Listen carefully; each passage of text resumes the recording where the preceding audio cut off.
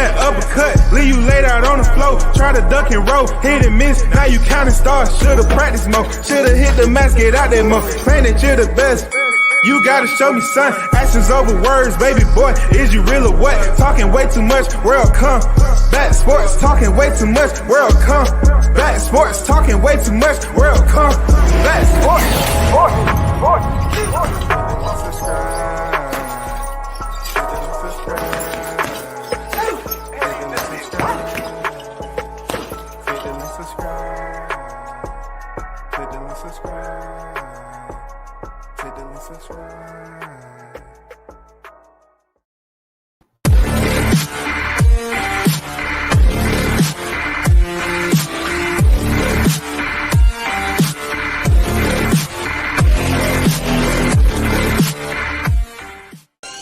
What up, it's your boy Roy Jones Jr. and right now you tuned into World Combat Sports.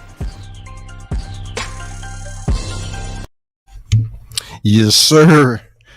Happy Christmas to everyone. Cheers, X-Mays. Whoever out there drinking that eggnog, you know what I'm saying, drinking the real shots, that top shelf. I know a lot of y'all that's usually on YouTube right now are fucked up. That's the way it is. I know a lot of y'all out there enjoying, this holiday season amid the crisis of, all this viral Omicron and everything, which is real. You know what I'm saying? But salute to the WCS supporters, man. Everyone is tuned in. I dropped a link in there. This is just one of those open topics, open panels about, certain topics that we're going to speak on. We're going to speak it into existence come 2022. You know what I'm saying? Very important. Shout out to the ones that's out here, this day and time, spending time with family. Believe it or not, it's always a gathering anywhere you look on the holidays.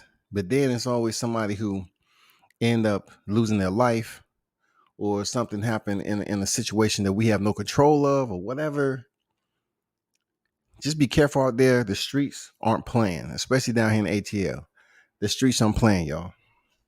So I'm just telling you, be careful out there, be safe, and be smart. Period. That's all I got to say. Salute. Happy X-Mays.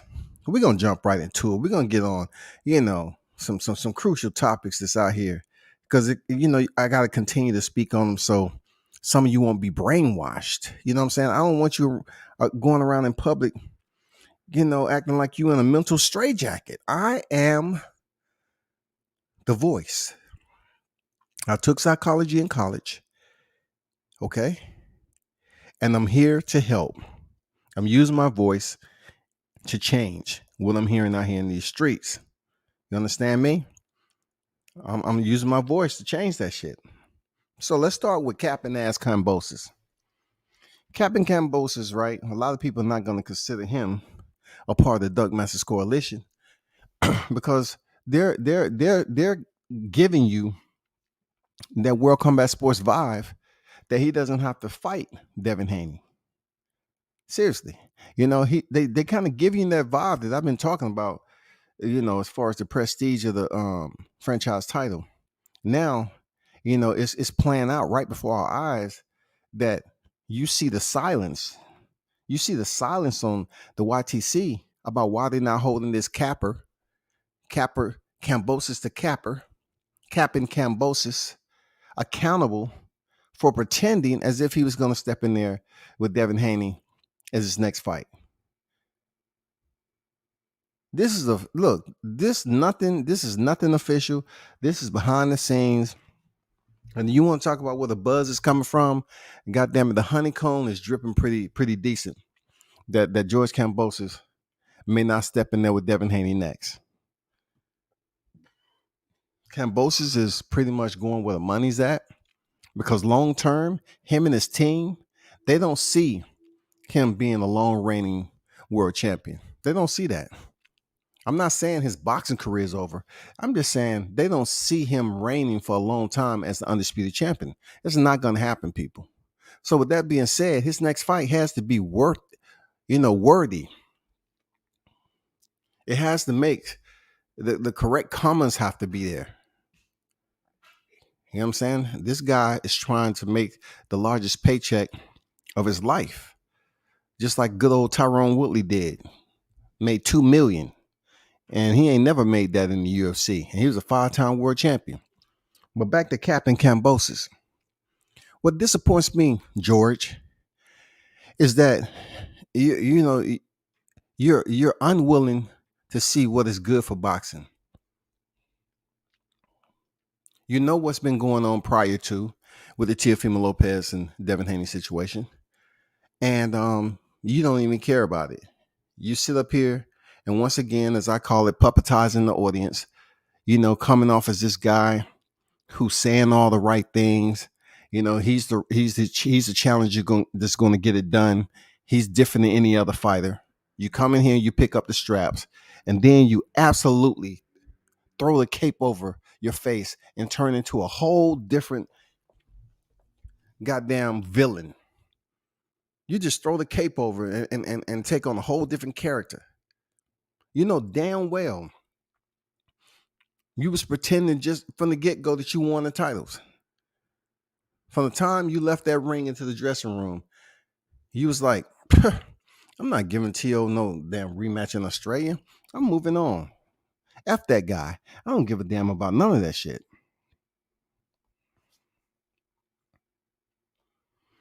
I know we've seen it in boxing. I know we've seen boxers go up here and say one thing. We seen Sean Porter, we seen Ryan Garcia, man. We seen so many boxers say they're gonna fight somebody that we want them to fight, and in reality, they actually execute just the opposite. See, with Kambosos, he reminds me of a guy who never had too much to begin with. He's been in the sport of boxing, sure enough, and he was undefeated. Now he's 20-0. Kudos for him. But he's never been in a position like this. So at this point in time, knowing how he looked in there against Teofimo Lopez, he's saying to himself, it's two names out there that I have to choose from, because the fans, they pretty much are reiterating the same thing over and over again. They're regurgitating the same information. I'm saying that you have Devin Haney, you have Vasily Lomachenko.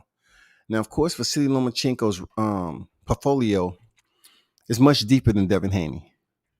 But in this sense, we have to look at the history of boxing when it pertains to right now, right here in the lightweight division.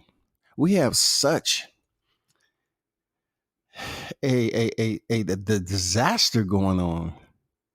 It's so freaking messy. When I think of this lightweight division, it is so messy, dog. This lightweight division is messy because of the franchise title. It's messy because of fighters capping and avoiding their to be the mandatory for the fighter. It's extremely sloppy and muddy in the influence that Mauricio Suleiman has placed in the media. He's pretty much is out here influencing the media to look at Devin Haney as second class when it comes to the WBC franchise title. His title is second class. Andrew Charles on deck. How you feeling? What's good with you? WCS salute. Salute to you, Andrew. Happy holidays. King Mitch, congratulations to Roy Jones for being inducted to the International Boxing Hall of Fame. One of the few real GOATs of boxing. Come back, what up? Yeah, salute to Roy Jones. Why you think I'm, playing him on the intro? I'm giving him that love, you know what I'm saying, for being in the Hall of Fame, plus having the opportunity to chop it up with him. And I'm definitely trying to get that interview before anyone else on YouTube.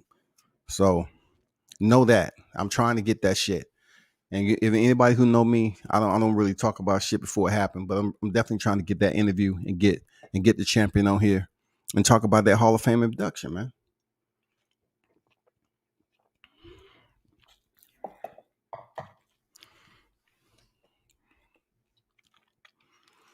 I've been trying to come up with, a conversation that's not too whiny, so to speak, because we are close to 2022. And I'm really not trying to rehash, just old topics of discussion or the one-liners, but we have to call it for what it is when it comes to the lightweight division. It's cooking for the wrong reason. Like it's energy, it's heat coming from this division for the wrong reason. The heat is everything that I've just spoken about. It just doesn't make sense how you're trying to insert something. You're trying to bookmark a time in boxing history where you want it to seem like it fits. It's supposed to be here, but you're making a mockery of the division.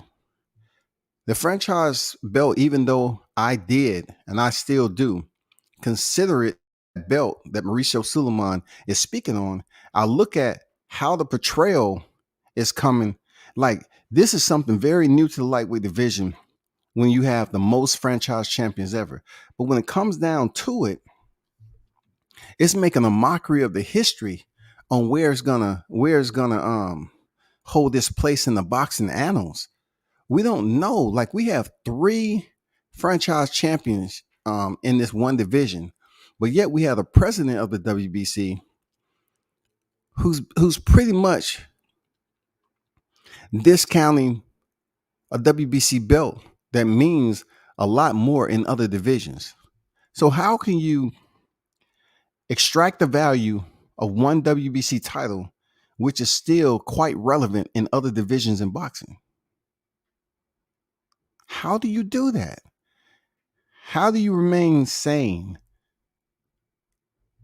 as a boxing fan to know there's a plethora of other WBC champions out there, but this one, shawty, this one right here, this one, I'm telling you, this one on the eve of X-Mix, this one called Haney, he is none and void.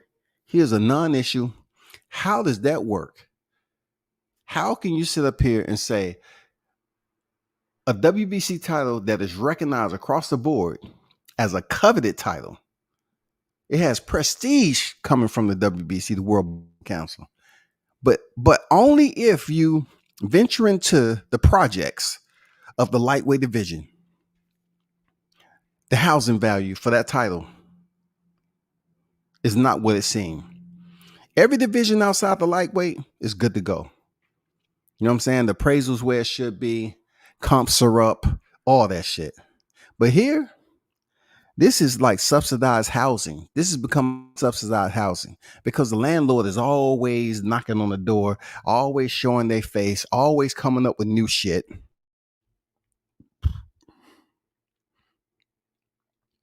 Your light bill was too high. It was $1.50 more than, I don't want to see that again. That light bill is too high.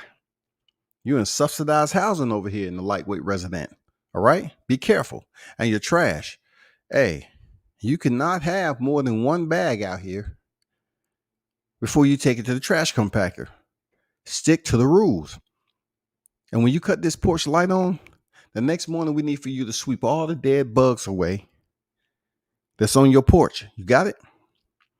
Mauricio is just coming up with everything to turn this lightweight division into the motherfucking projects, dog. Like, think of it. Think of what I'm telling you, man. This shit makes sense. Yeah, Ryan Garcia doing what the fuck he want to do. You had Javier Fortuna, Jojo Diaz, doing the same thing, following suit with Ryan Garcia. You have some top tier names that's in the division, but we haven't seen them really fight one another, except for the Teofimo Lopez and Fasil Lomachenko. Gervonta Davis, we don't know what he has going on after this.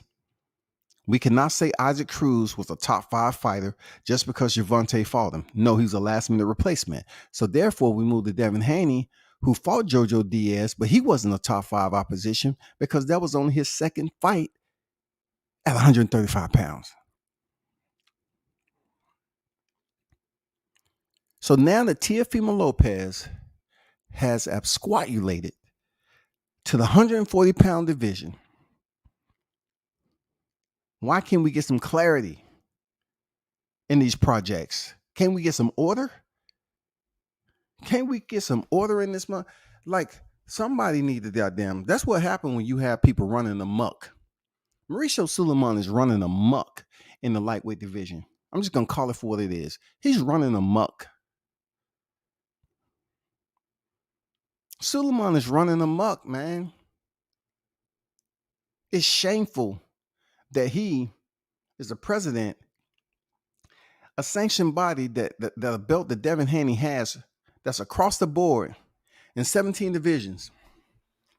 And you're trying to tell me just that one isn't like the others. Just this one, y'all. This one title that's just like all the rest.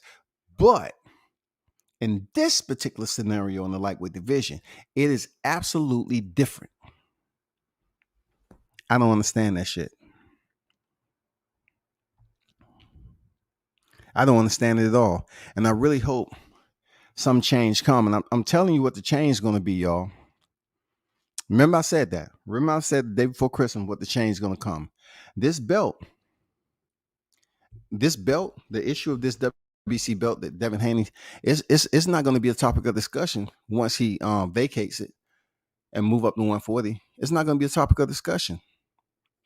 This is only a topic of discussion right now because Devin Haney is not in the company. He's not in that company that's happy to see him there, first of all. That Kambosos and Lomachenko company. He's in that company. He's at the table.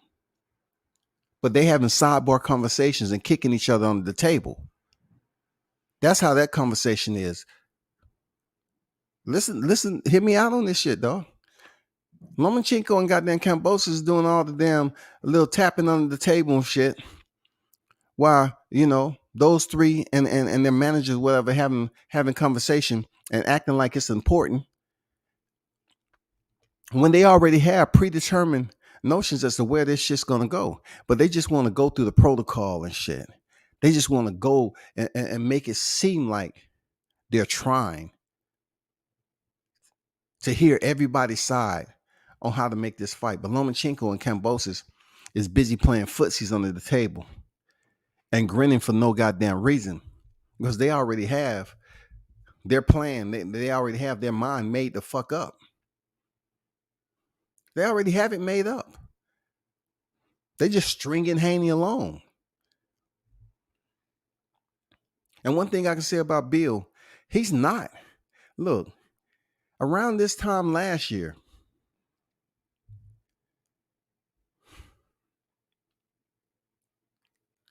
let's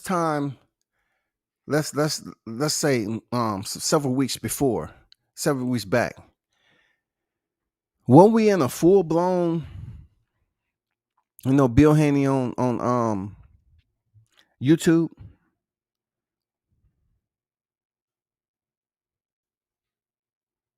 out here working, out here advocating for a specific fight during the holiday seasons.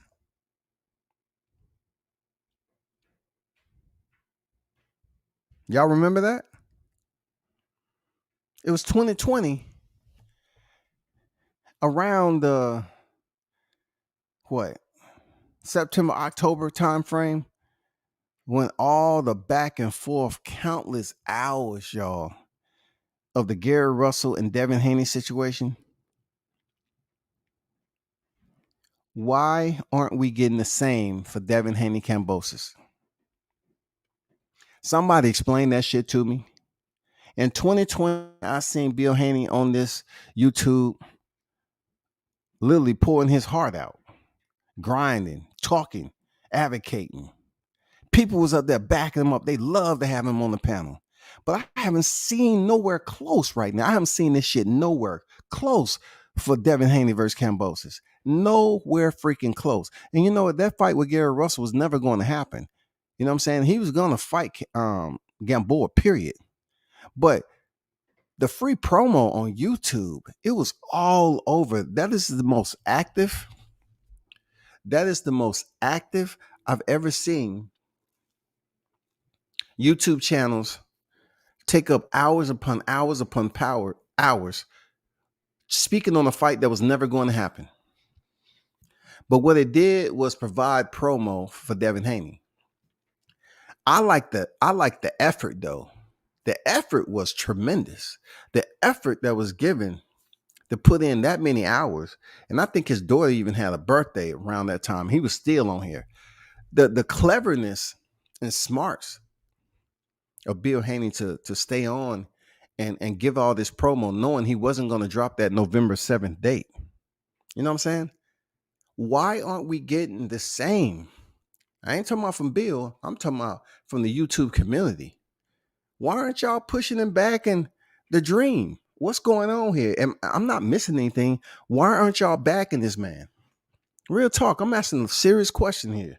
What's going on with support the black man, support the black fighter, support Bill and Devin? I don't see it. I don't see it, bro.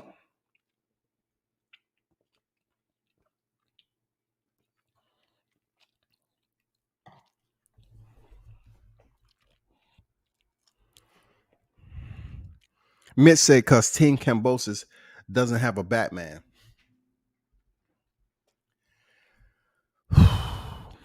I see where you're going with it, Mitch. I see where you're going with it.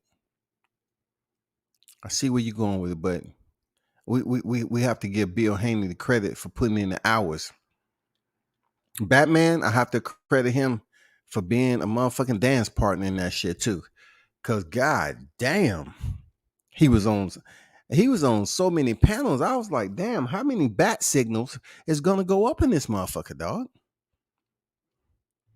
I definitely got to get a shout out to Batman for putting in his effort too. You're right. Kambosos don't have a Batman. But what I said, I didn't say why not Bill is on here. I'm saying why isn't the YouTube community pushing for this vigorously for this fight with Kambosos? It's almost like they don't know where to go. They have no idea. They don't know which, make a left or right turn, go straight, make a U-turn. They don't know where to go because they have a disconnect with Kambosos. See, YouTube need to get out of the habit of thinking they need to have some type of connection with a fighter. No, just talk your shit. Just put they listen to YouTube, man. Whether they give a damn about it, that's a different story. But people tune in, people listen, they hit the replay.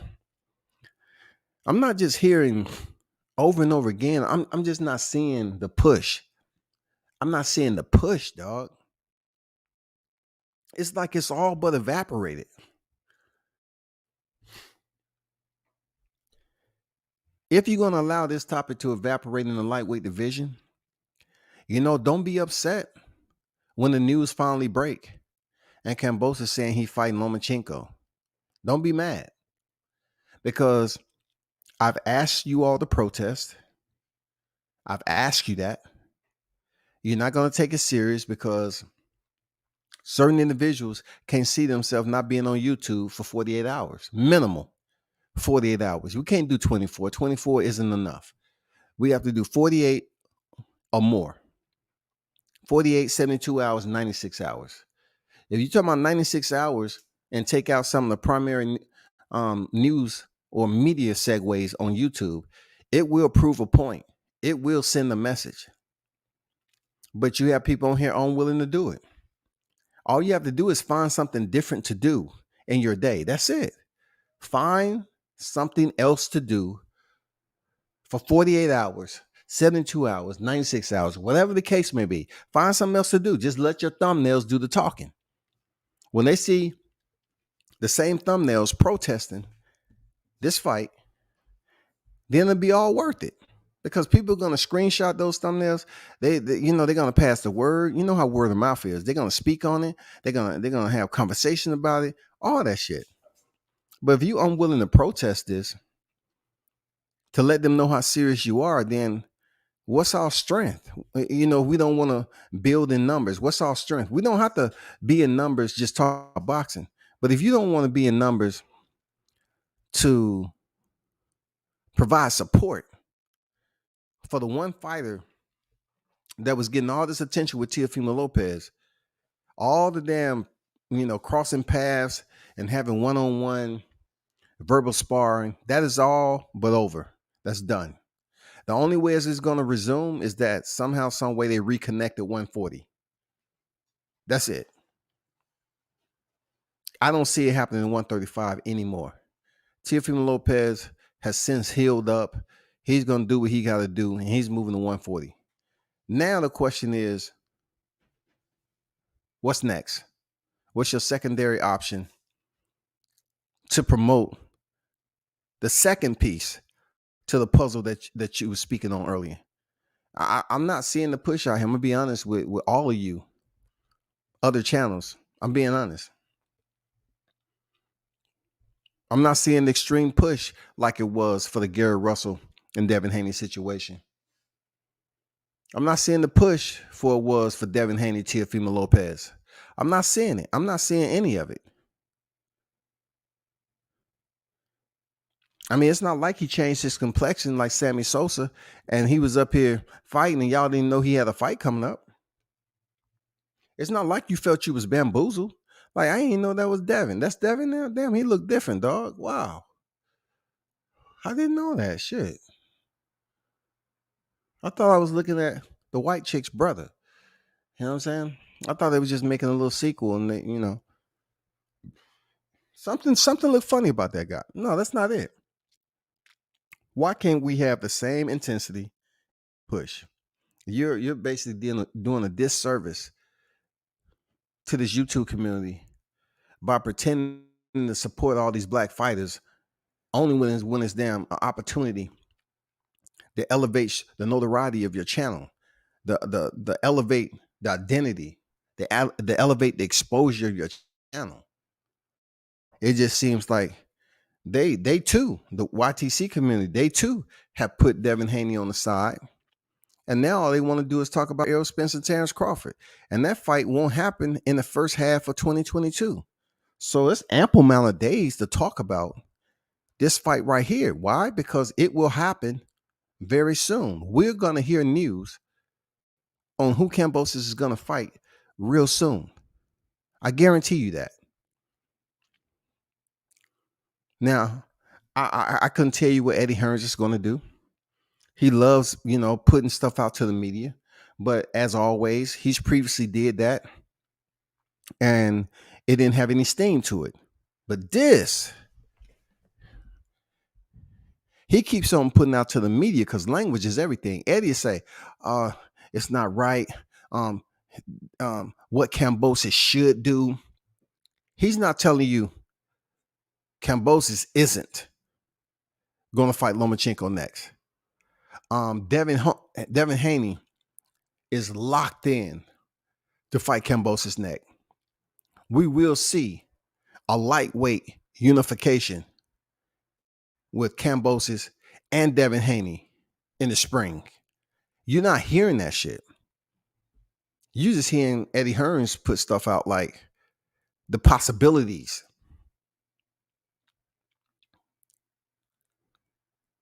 Was suspected.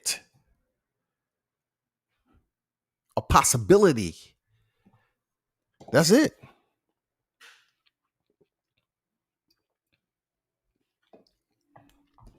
Mitt say, no, Bill was going hard, but he knew they was fighting Gamboa the whole time.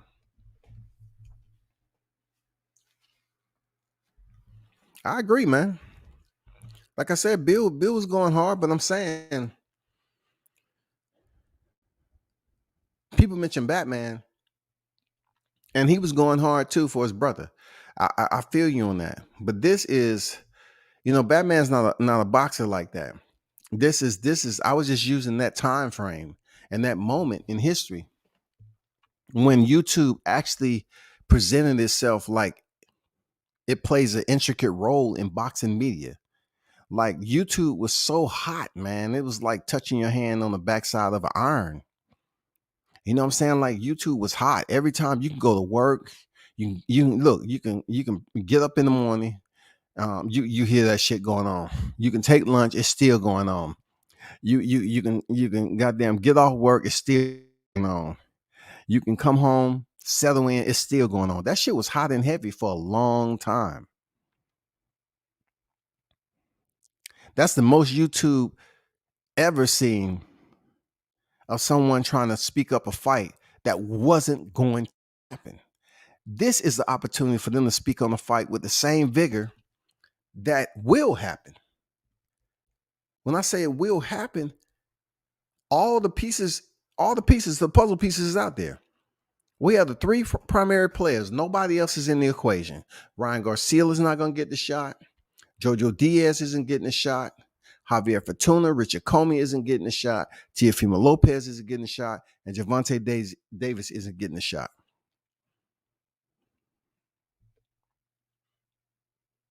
Now, boxing is all full of surprises. But I'm saying the primary two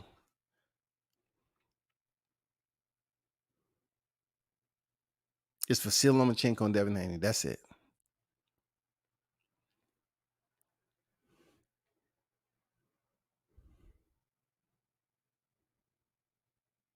We have to come to a conclusion, and you have to agree that we're not seeing the same intensity.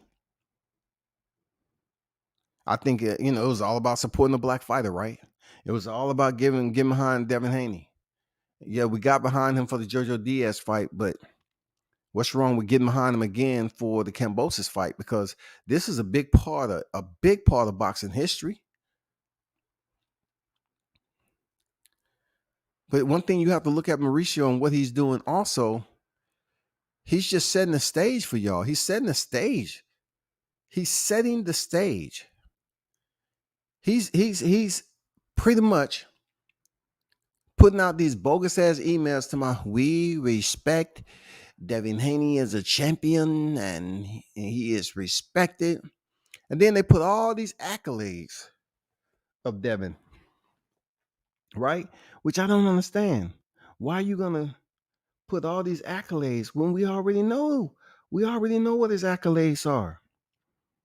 They put all these fucking accolades out here. He's playing. You know what I'm saying? I am so proud of our WBC boxing lightweight champion at Real Devin Haney, who has an exemplary journey.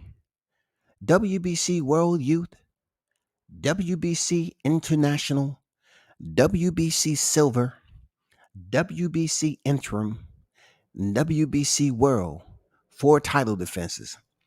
Now, they give you the whole layout of what he's been able to accomplish, much more than George Kambosos.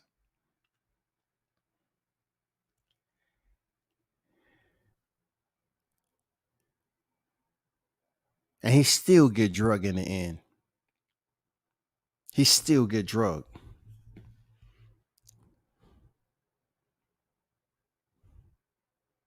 It's not enough. No respect. They went through all his accomplishments that's attached to the WBC. All of it. And it still isn't enough, y'all. You know why it isn't enough? Because they don't fucking respect him, man. They have other plans. When people look at boxing as a system and stop looking at it as a sport, because the sports I know that has these punishments and they deal out these suspensions for fighters testing positive and doing dumb shit, they're regulated. Boxing isn't regulated. It's never been regulated. It will probably never be regulated. When you're talking about a system where they always give you this impression that solace is on the way, we're gonna have some peace. That's how you feel in an abusive relationship. In between abuse, you feel a comfort zone to say, damn, I'm glad I ain't getting slapped outside the fucking head. I'm glad I ain't getting slapped. And then all of a sudden it happened. Damn, what's that about? You're getting a little bit too comfortable. It's time for me to put some shock and awe in your body. That's boxing. Boxing would never be a regulated sport. Never. So they're able to run amok and do what the hell they want to do. Some people, I truly don't think they understand how that works. Boxing is a business that individuals are able to make side deals or do whatever the fuck they want to do. Sanctioning bodies, who are they answering to? Congress? Who are they answering to? Who is Mauricio Suleiman answering to? So if you can't tell me who Mauricio is answering to, then you have a problem, because you shouldn't be on here complaining about what he's doing if you're not willing to shut down your channel or protest or even raise an eyebrow over there at the WBC to make him see firsthand that you're serious about this shit. I think Mauricio kind of treat YouTube like it's a parking lot carnival. He just thinks that, a lot of things, a lot of topics and Photoshop thumbnails is on here. He think that's adorable. That's cute. Because the mainstream media isn't photoshopping and creating frame storylines with Photoshop pictures. They don't do that. They just put a picture up there and that's that. That's where a lot of us source our information from. But when it comes to a guy like Mauricio, who's been around for quite some time, he's laughing at this shit behind the scene. That's why he don't take us serious. I'm not saying just because of the thumbnails and everything that we do. I'm saying in general, with zero influence in him coming out with that information and calling Devin Haney the Pride champion, issuing the Charlo brother a freedom belt with two hands. My hand and Harriet Tubman hand, when she was trying to raise me out that motherfucking hole and we was trying to run throughout the night. When the underground, when I was with the passengers, when we was goddamn relocating to a different area. Two black hands holding one another. Is that not the damn slave mentality? The slave master just sending you a message, say, hey, here goes something for you to remember. Those times that we had, boy. You understand me, boy? I don't never want you to forget that. I don't care how many moves they make. You ain't the Django. I want you to understand that right now. You ever think about coming up here on a horse?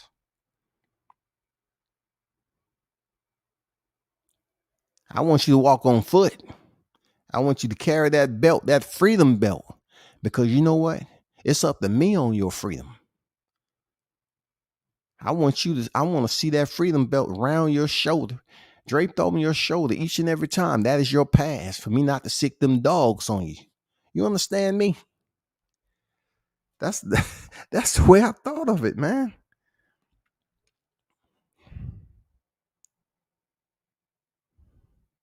It's bad, dog. It's bad, man. Mauricio know he wrong for that shit, dog. It's real bad. Because the options is like, we can get frustrated, but the options is, if he doesn't get the fight, why even hang around up here? You are champion in this division. Now you have to work on trying to be unified champion in another division.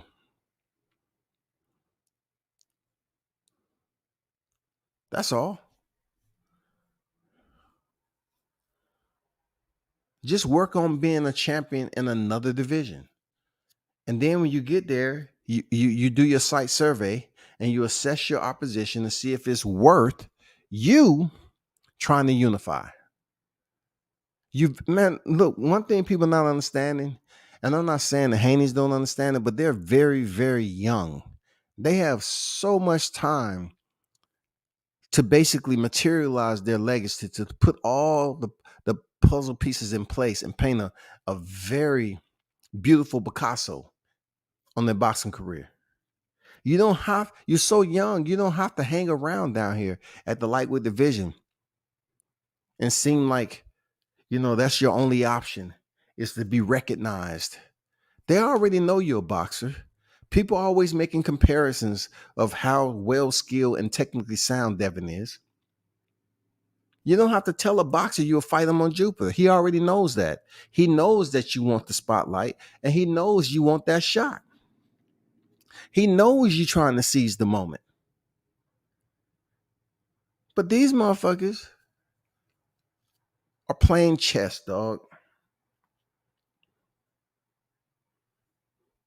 They're playing chess on the rooftop, y'all. They having their own little party on the rooftop. They have the finest food, drinks. They have entertainment. They have everything. This is on the rooftop. They're having their own little discussion, their own little meeting about this, because boxing is a business. So really, not to put a damper on a lot of individuals' parade. All YouTube is a little segue or a pinwheel, and we spin every now and then. That pinwheel spins, and people kind of see it spinning, and they just tune in. Oh, that's great. That's good. That's cool. Damn. And they see that shit spinning all the time. Oh, that's cute. Wow. Look at that right there. That's how they treat YouTube when it comes to the grand scale of boxing. Every now and then it's cool to look at. It's cool to look at. Just, oh, that's cool. And then you have different colors and shit. That's how they treat us. Because regardless of who has numbers, point of contacts to anybody in the WBC, WBA, IBF, and the WBO, I don't know one person in this community that is having an influence. I mean, a very solid influence, playing a prominent role in getting some fights made and the fight and the best fighting the best. I don't see it. Moving on. Ryan Garcia. Ryan Garcia once again is coming back and saying he want to fight Isaac Cruz. Now, I'm not really calling his quack on this. I'm not really calling his quack because it's highly possible for him to come back and fight Isaac Cruz. Now, I'm not super sold on Isaac stepping up his competition just because the way he looked against Gervonta Davis. Like, Ryan Garcia is an absolute different style for Isaac Cruz. Different. Isaac Cruz is going to have to punch up. Ryan Garcia has height. You know what I'm saying? He does have speed. It's all about, does he have the ring IQ, the smarts to be able to avoid any serious damage against a pit bull like Cruz. But as far as him getting that fight, it's highly possible for Garcia to get the fight. It's highly possible, dog. It is highly possible for him to get the fight. And whenever that comes around, we'll be here to speak on it. Whenever it comes, when it surfaces on all these mainstream media, ESPN, boxing scene, boxing news, whatever else you want to talk about, we'll sit up here and say, okay, let's give our breakdown on how this fight is going to play out. But always remember, y'all, you have two Mexican fighters. It don't matter where they was born. You have two Latino, Mexican, whatever, Hispanic fighters. And they're not going to choose one like they do between Terrence Crawford and Errol Spence. They're going to tell you the goodness in Ryan Garcia and what he was able to do against Luke Campbell. And then they're going to turn back around and say what Isaac Cruz was able to do against Gervonta Davis. Now, some people may lean heavy towards Cruz because of the capping that he's been doing, and they might feel some type of way. Yes, you should, because he is the pound for pound Duck Masters Coalition #1. So since he was over there with the buffoonery, people might be biased and say, fuck him, man. I hope Cruz go in there and knock his ass clean the fuck out.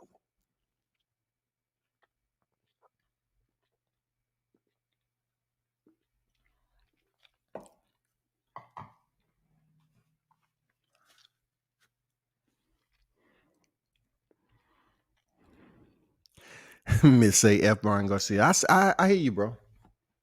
I hear you, bro. But I had to speak on him because his name is hitting the surface once again that he want to come back and fight Isaac Cruz. Look, if I didn't jump behind the mic and talk about every fighter I didn't like, I mean, that would be many.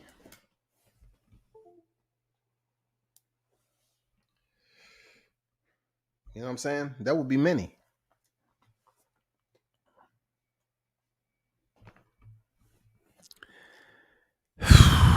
People are going to talk about the Luke Campbell fight, and they're going to talk about the Davis fight. And though both of them was they had their own moments where you know they had that shining moment where people tuned in, leaned in a little bit closer, and said, "Oh wow," you know, especially when Ryan Garcia was knocked down. People was like, "Oh shit, oh shit," but you didn't hear too many people talk about that after it happened. He was knocked down, and he went back and he got the knockdown. You know, he earned a victory. And then with Isaac Cruz, there was no knockdowns, but just the pace of the fight, people respected. They respected the pace. They respected that they was going, you know, chest to chest, head to head at certain points in the fight. They respected the fact that Isaac Cruz was the last minute replacement who brought the fight to Davis. So they gave him mad love. Mad love. So let's just see how that shit play out. You know, I just had to bring his name up because I was talking about the Duck Masters Coalition for Kambosos. And Ryan Garcia is absolutely a part of that organization. I'm just going to add Kambosos. Once this news come out, I just want to add Kambosos to the Duck Masters Coalition. Because even though he's not required, it's not a demand. I'm talking about when he on paper, it's not a demand for him on paper, like a mandatory. He still has to be recognized as a guy who was doing all this chit chatter. And it didn't mean absolutely anything at the end of the day. Nothing. Because he wanted to sit up there and say, well, yeah, it's all about how he looks. It's all about how Devin Haney looks. I mean, you already know he black. You know he can box. So what else is to look? How the fuck did you look? You want split decisions, bro. That's what people don't want to talk about Kambosos. They always want to talk about how he looked against Teofimo Lopez. But you don't look at this dude was barely getting by, y'all. He was getting split decisions. He was barely getting by. And y'all let that shit flow. Y'all let that shit just flow downstream like nothing. This man was getting split decisions, dog. And he wins one big fight. And all of a sudden he's a top lightweight. He ain't no top lightweight. Y'all must be foolish up here putting him above Gervonta. Y'all foolish as hell. It's no way the Kambosos is a top lightweight. No way. I even go further to say he's not even sure he beats Teofimo in a rematch. He's not even sure. I see Teofimo Lopez making that shit look very, very easy. Probably getting a 6 or 7 round stoppage in a rematch. And people are gonna say, no, that's just your boy. No. Look at the Paul Williams fight. Look at the one he had at Sergio. Look at the Quintana fight.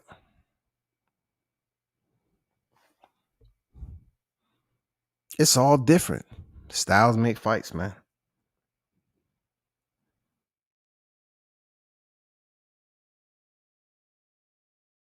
Styles make fights when it comes down to it. It absolutely makes sense, man, to look at, you know, certain fights, how they played out. You know what I'm saying? How Paul Williams can go in there and win a majority decision against Sergio Martinez. And then in the rematch, he gets stopped in round 2. Come on now. This is boxing once again. This is boxing. That's why I say Tio in my opinion, would do very well. And then flipping the script, it's just deja vu, right? How he was able to get that win over Sergio but get knocked out in the rematch. And then with Quintana, Paul Williams lost the freaking UD in 12. Just like Teofimo. He lost it in 12, right? But then they had a rematch, right? Back to back. They had an immediate rematch, and he stops him in round 1. He fought the man in February of 08, and then they fought another they fought the rematch in June. And he stopped him in round 1, y'all. He went the distance and then stopped him in round 1. And I'm telling you, that's how boxing works. In a lot of cases, it works just like that. That's why I use him as a reference. Because in one case, he was on the good end, the positive end of a rematch. And then when you look at, his fight with Sergio, he was on the bad end. You know what I'm saying? He was on the bad end.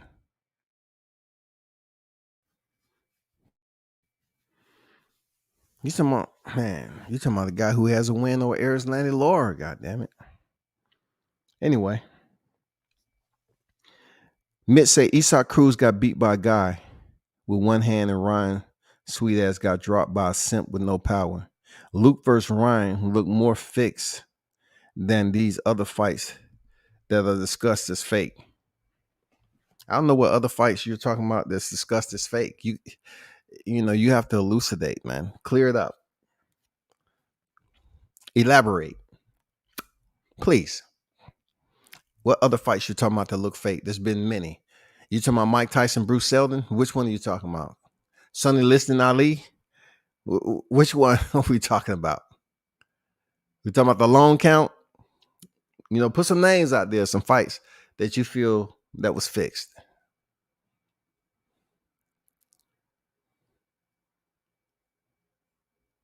It's the day before Christmas now. You better hurry up. It's going on 8. I know some of y'all got to go to the kitchen and help cook. Or y'all got to go wash dishes.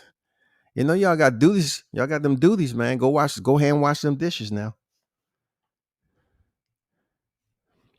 Kambosos is a top lightweight. Ugas is a top welterweight. Marauder, oh my God. This dude's been goddamn mixing Ciroc with his eggnog. Mitch has been mixing Ciroc with his eggnog. Kambosos is a top lightweight. Ugas is a top welterweight. Marauder is a top middleweight. Joe Smith is a top light heavyweight. Maybe Ugas shouldn't be grouped with these clowns. Oh, man. You talking about the Yola Marauder? Well, I give him Brant. Because he did win it back. I give him that. But you talking about the Yola Marauder him fought since 1960. Yola Marauder's been out the sport for a long goddamn time. I don't even know if his hand even understands what being wrapped mean. It might start goddamn hemorrhaging or something. His hand might start hemorrhaging when he put hand wraps on. It might be a deficient blood flow in his hand. He hasn't been in the ring so long. And to think that him and Gennady Golovkin is going to step in the ring in March. Look, Gennady is not getting any younger, dog. He's not getting any younger. And he's going to go in there and face Marauder. Marauder, that means more time out the ring for him. And then that means Triple G in boxing years probably be turning 56 years old by the time they step into the ring. But where's the milk carton that has Marauder on there for you to put Marauder up there? You must be drinking that top shelf Ciroc. For real. Mitch is drinking that top shelf. Ugas, I have to hold him accountable for the same way I did Haney. Ugas, how did he receive his belt? Ding! You have mail. You have mail. I repeat, You have mail. Check inbox. You have mail. Come on, man.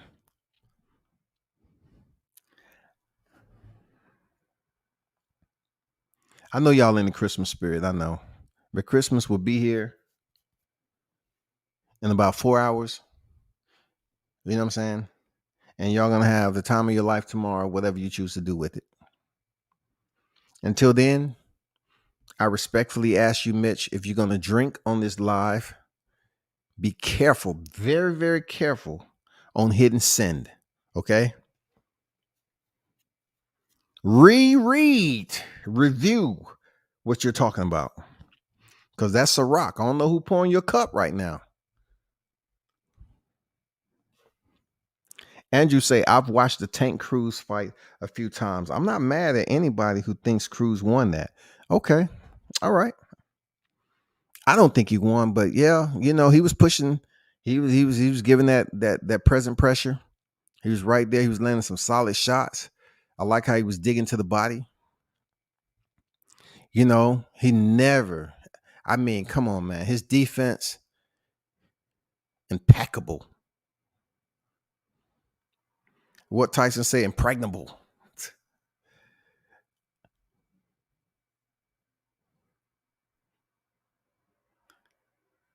Isaac Cruz showed that he was cut from a different cloth that night, shouty. He showed he was cut from a different cloth, man. Dude is different. If they say a star was born that night, okay, cool. It's good for the hype. It's good for boxing. It's good to be positive because he basically earned the respect of Gervonta. And that's not, look, that doesn't happen often. Isaac Cruz being a Mexican fighter, he earned the respect. He let people know that Diego Magdaleno fight, it wasn't no joke. He can get it in. You know, Diego Magdaleno fight. You know, him holding the moniker of Pitbull, he showed that against Gervonta as a last minute replacement. I gotta take my hats off to him. But is he one of the top lightweights? No. He has more to prove, dog.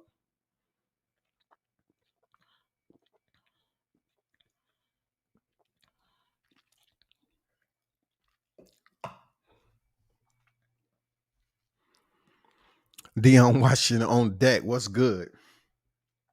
See, Dion, I kept it respectful in the holiday spirit. You know what I'm saying? Mitch comes and shows the channel support all the time.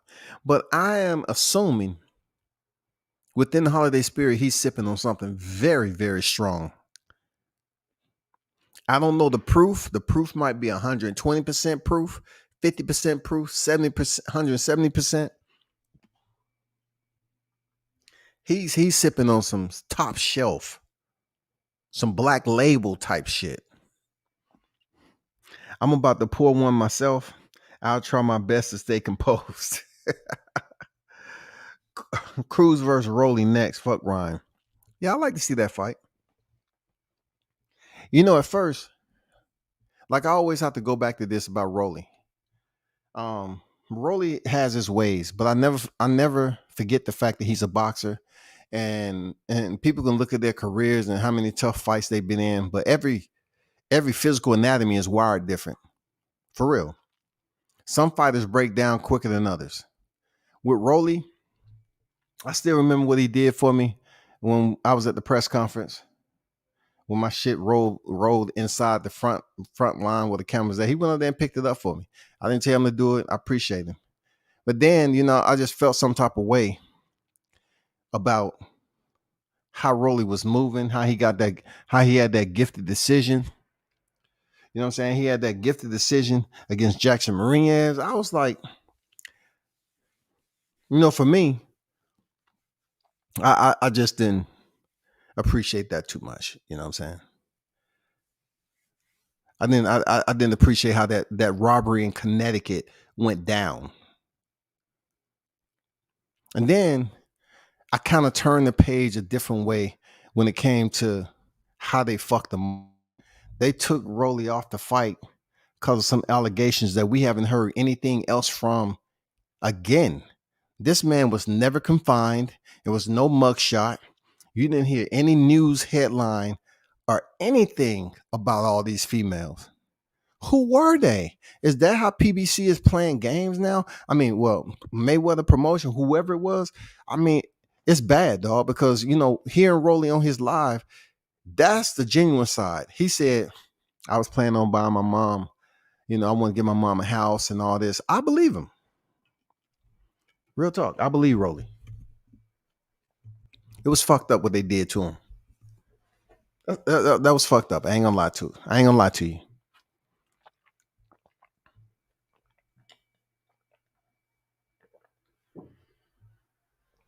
I think that was highly fucked up on how they did my man.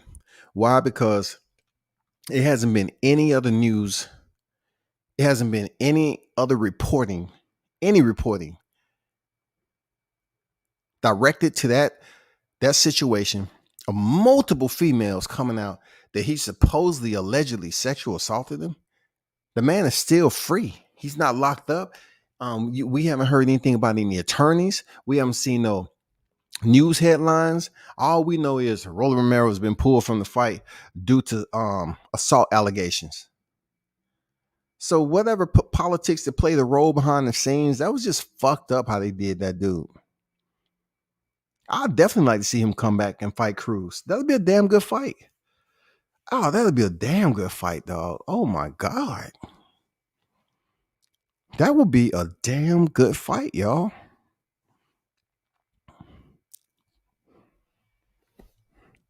I watch Cruz Rolly, why not?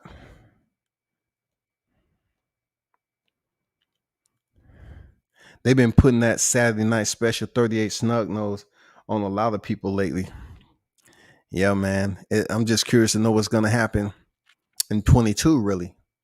Because tomorrow we have Vito Melnicki. They on that Christmas card in Jersey. We'll see how that play out. Do you think they did it to save Rolly from himself and make him play the Dylan White role? I just look at it like a lot of us really don't know what's going on over there at PBC. Like all of a sudden I'm hearing news that it's a little bit, it's a little bit of chaos going on over there. It's a little bit of changing up the protocol because of all that money that they saying they was making with Al Heyman. It seems like Al has to make good on some open debts that he has to pay. So now he's forcing these fighters to fight tough opponents. And you'll probably see more than likely a lot of these fights are going to be on PPV. A lot of these fights are going to be on PPV. People have to get paid. People want to sit up here and fighters always want to say, oh, I appreciate Al Heyman. He's doing this. And they're not fighting, the real top tier competition. But now it's getting to a point like people don't have loan money like Triller. Triller just seem like they ain't worried about motherfucking money. Like if they go to the bathroom to take a piss and motherfucking, a little small stack fall in the toilet, that small stack for them might stay in there for a while and get soaked, saturated. Don't nobody care. And then they might come back in there. Oh, I forgot this. Pfft. Hey, tell the maid to come in here and get this thing stack out of here. Clean it up real nice. Let them dry out and give it back to me. And then, for her effort, tell her to take 2 or 3 bills out of it. 4, 5, whatever. You know what I'm saying? Everybody don't have that Triller money, how long that money is.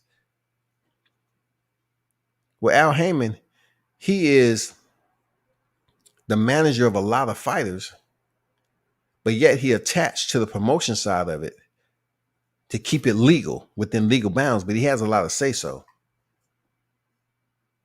But from what I know, the pillow, people are not going to be as comfortable to get complacent over there no more. He's going to have to start making them fight big fights to recoup that money. Boxing is struggling right now, dog. Why do you think Top Rank up here was saying that this fighter owes money? Tyson Fury owes me money.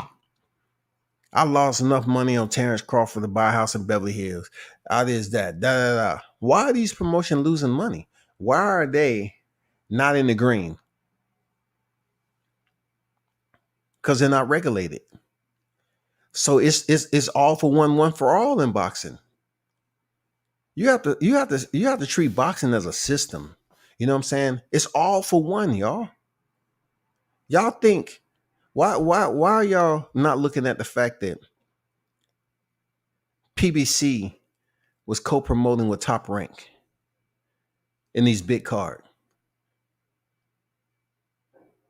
Top Rank was doing damn near all the front, the leg work, all that shit. Top Rank was doing that shit. Why is that? Why would PBC take like a shotgun seat? They would ride shotgun in these big fights. Why would PBC have to co-promote? And take a back seat. I understand who was in the ring. I know it's Tyson Fury, Deontay. Okay, I get it. But I'm saying, why couldn't PBC take the lead? Why aren't these promotions able to survive even during a pandemic? Why aren't you able to survive and keep on thriving and eating? I'm telling you, man, boxing is all for one.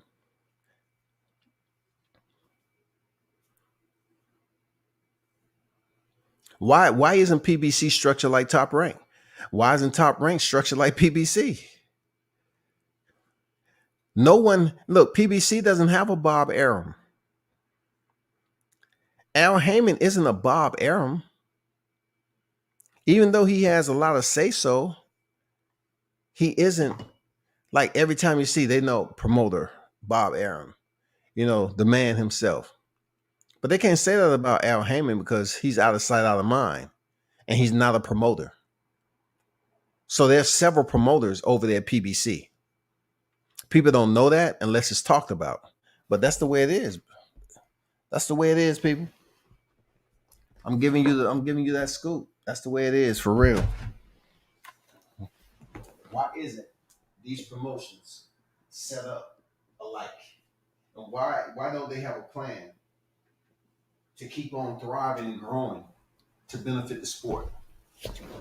Why are they struggling so bad? Look at Oscar De La Hoya. What does he have going on?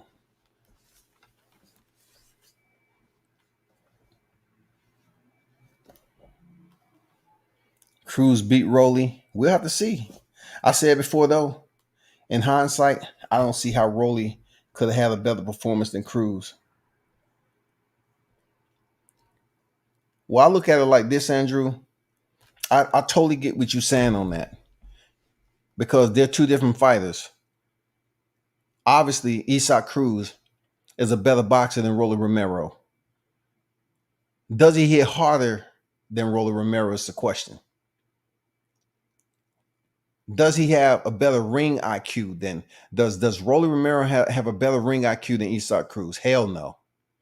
Hell no. But toughness, the way we've seen Isaac Cruz get in there and get dirty, and the way we've seen Rolly Romero, I can't sit up here and give the edge to either or. They both seem like they have that dog in them. For real. They both seem like they have that dog in them. But what's going to separate both of them is their fighting styles, their boxing IQ, their entire thought process in there with somebody like Gervonta Davis. And listen, look at this. I remember somebody saying this, right? About Gervonta Davis possibly breaking his hand on Rolly because he can't knock him out.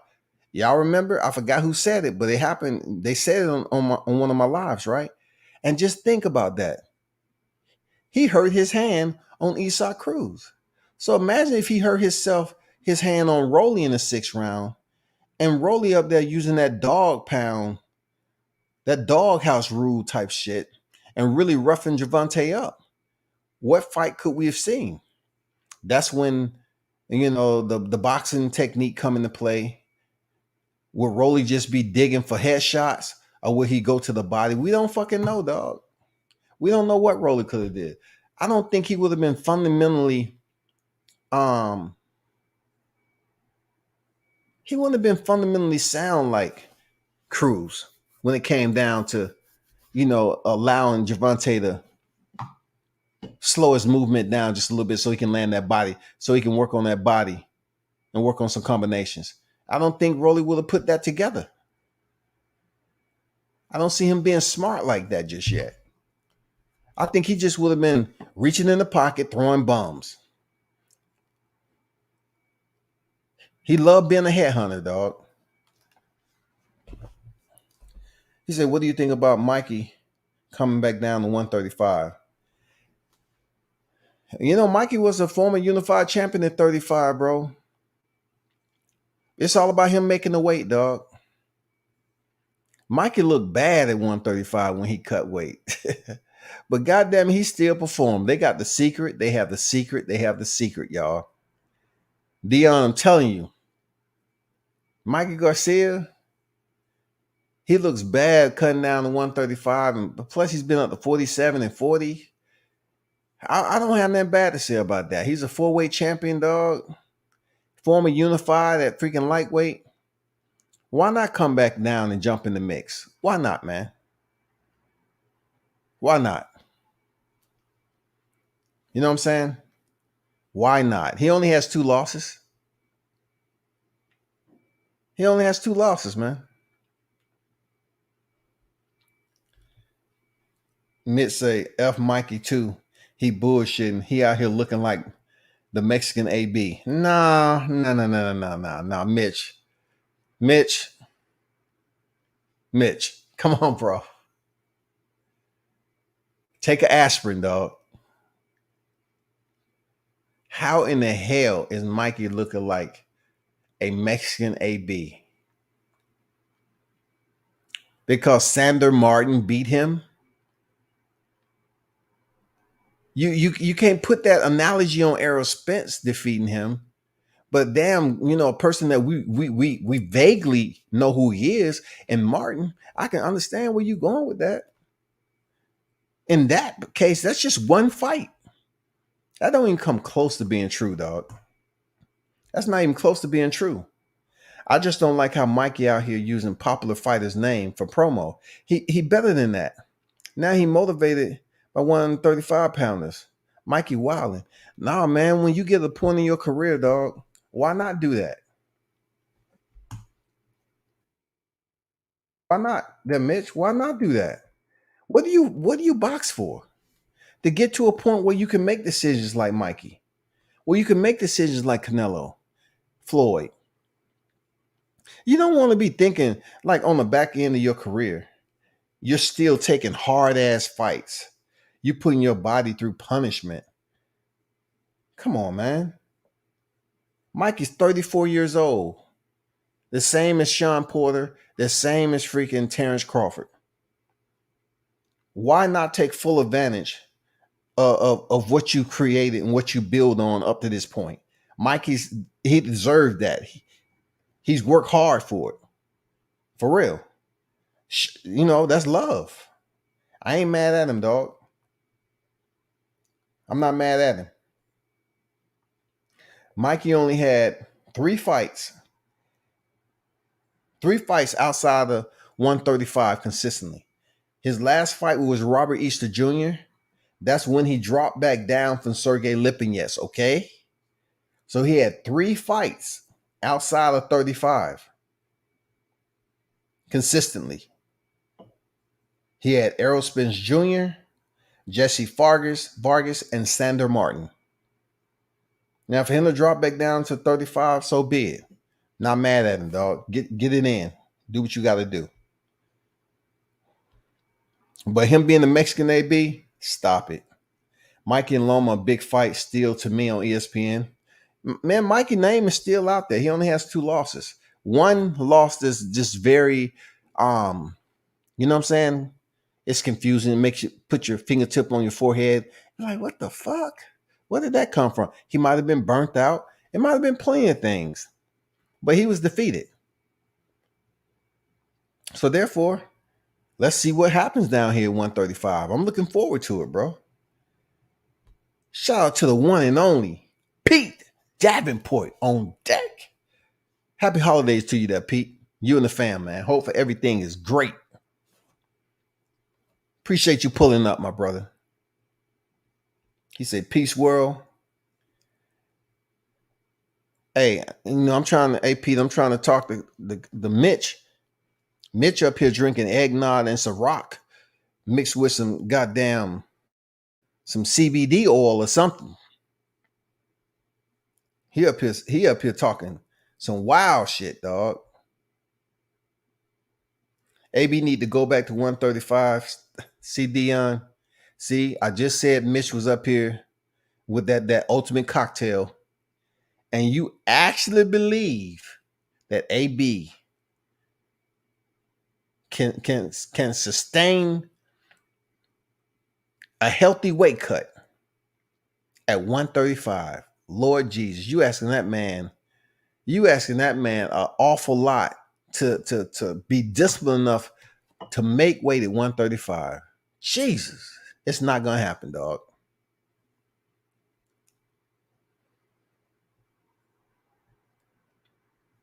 Michael was a very good boxer.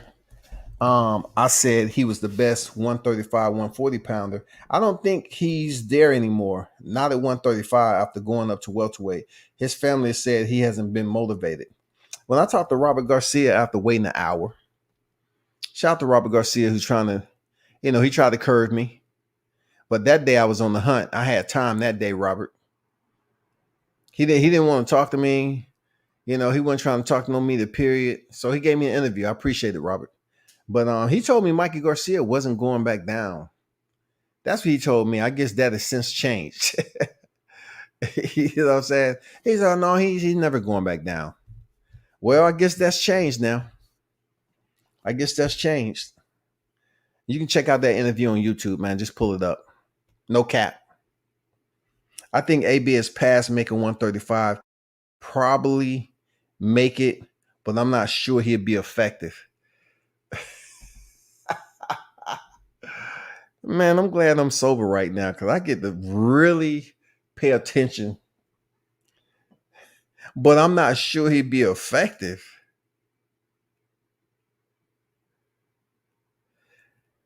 In one sense, in one half, the first half, you say AB. I think AB is past making 135. And then you change it up and pretend like in a virtual world, he could probably make it because that's the only way he's going to make it. He's not going to make it in reality. It's going to be virtual. There's no way he's going to make this shit. Come on, man. There's no way he's going to make this shit happen. He's not that guy. He's not disciplined enough, man. He's not disciplined, for real. That's why he's doing catch weights and all this other shit. We just want to see him make a solid 140. You know what I'm saying? We want to, and then, see him make 135 and go in there and perform well. Oh, that's crazy. That's insane to think about, dog.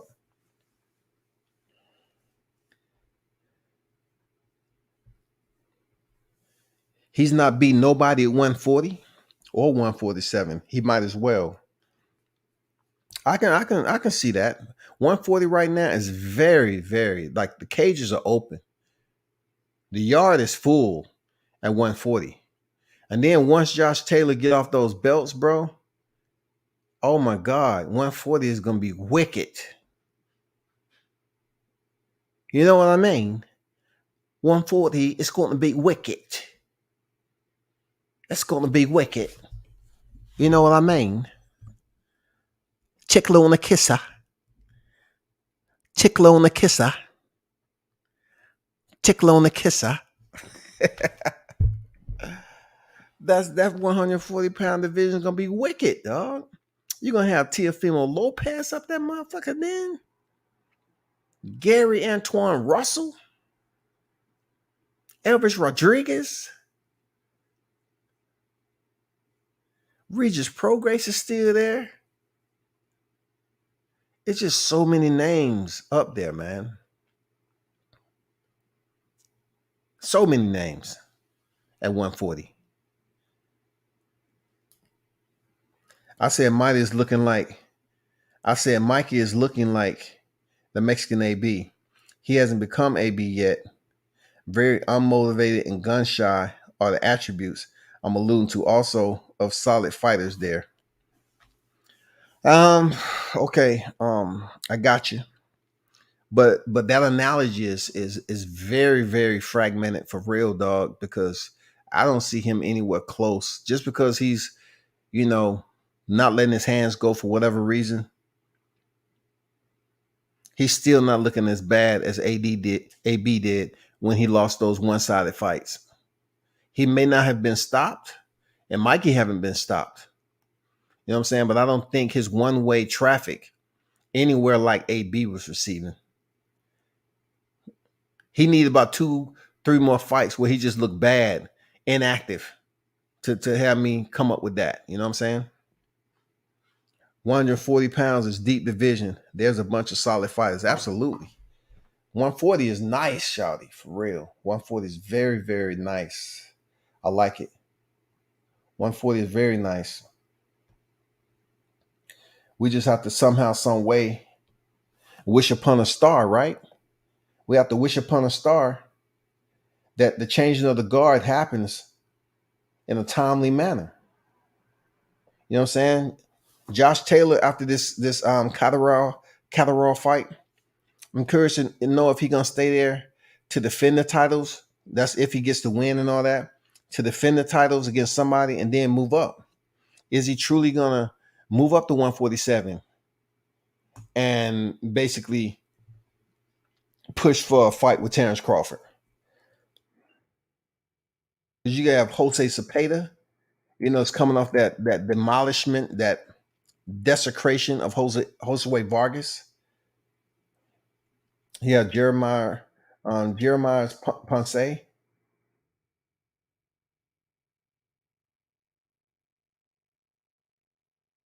Jose Ramirez, Regis, Victor Postal still there. Gayasov, Shakram Gayasov, Akhmedov. Of course, you have Sander Martin.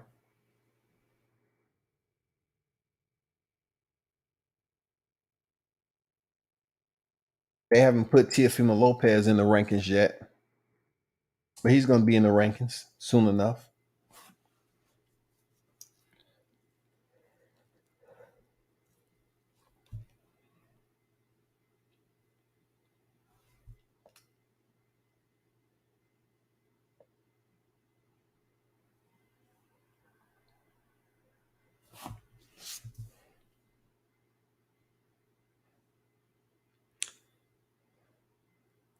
His last 2 fights was AB like unimpressed with Vargas win. Looked like shit versus Martin. Well, Jesse Vargas is one of the most boringest dudes in boxing. And if anybody is looking a certain way, it's Jesse Vargas. He may not just have that fire to continue. You know what I'm saying? That's just me, what I see in Jesse Vargas. I mean, when he fought AB now, he was letting his hands go. Hang on, I mean, he was letting his hands go because I guess AB got him hyped up for the fight. Put that energy. He had that stimulant. You know what I'm saying? AB put that stimulus in freaking Jesse Vargas' body to get him hyped for that fight.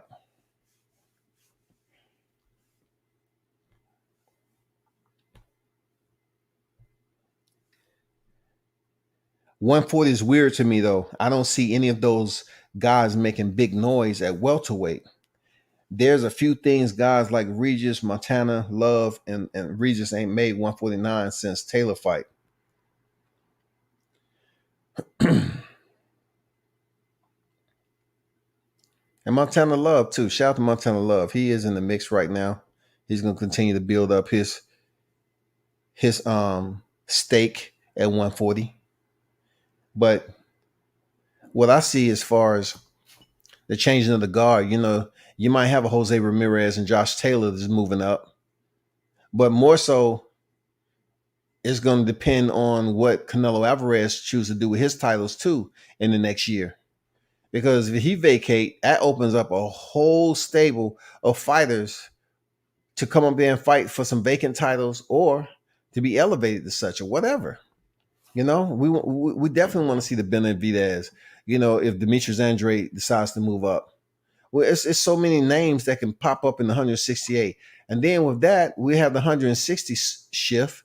I don't know if it's going to be Gennady and all that, and Murata, but I do believe Demetrius Andrade when he said he feels like he should move up to the 168-pound division and try to get a fight with Canelo. That'll free up the WBO title at 160. And then Mar Charlo, if he chooses to go up there, which he should, that'll free up the WBC title. And then those at 154, I mean, it's a lot that's going to go down at 154 coming up. You know, we have the undisputed unification, undisputed fight, you know, with Brian Castano and Jamel Charlo, of course. And then we have this big fight, man. It's huge. This fight is huge, dog.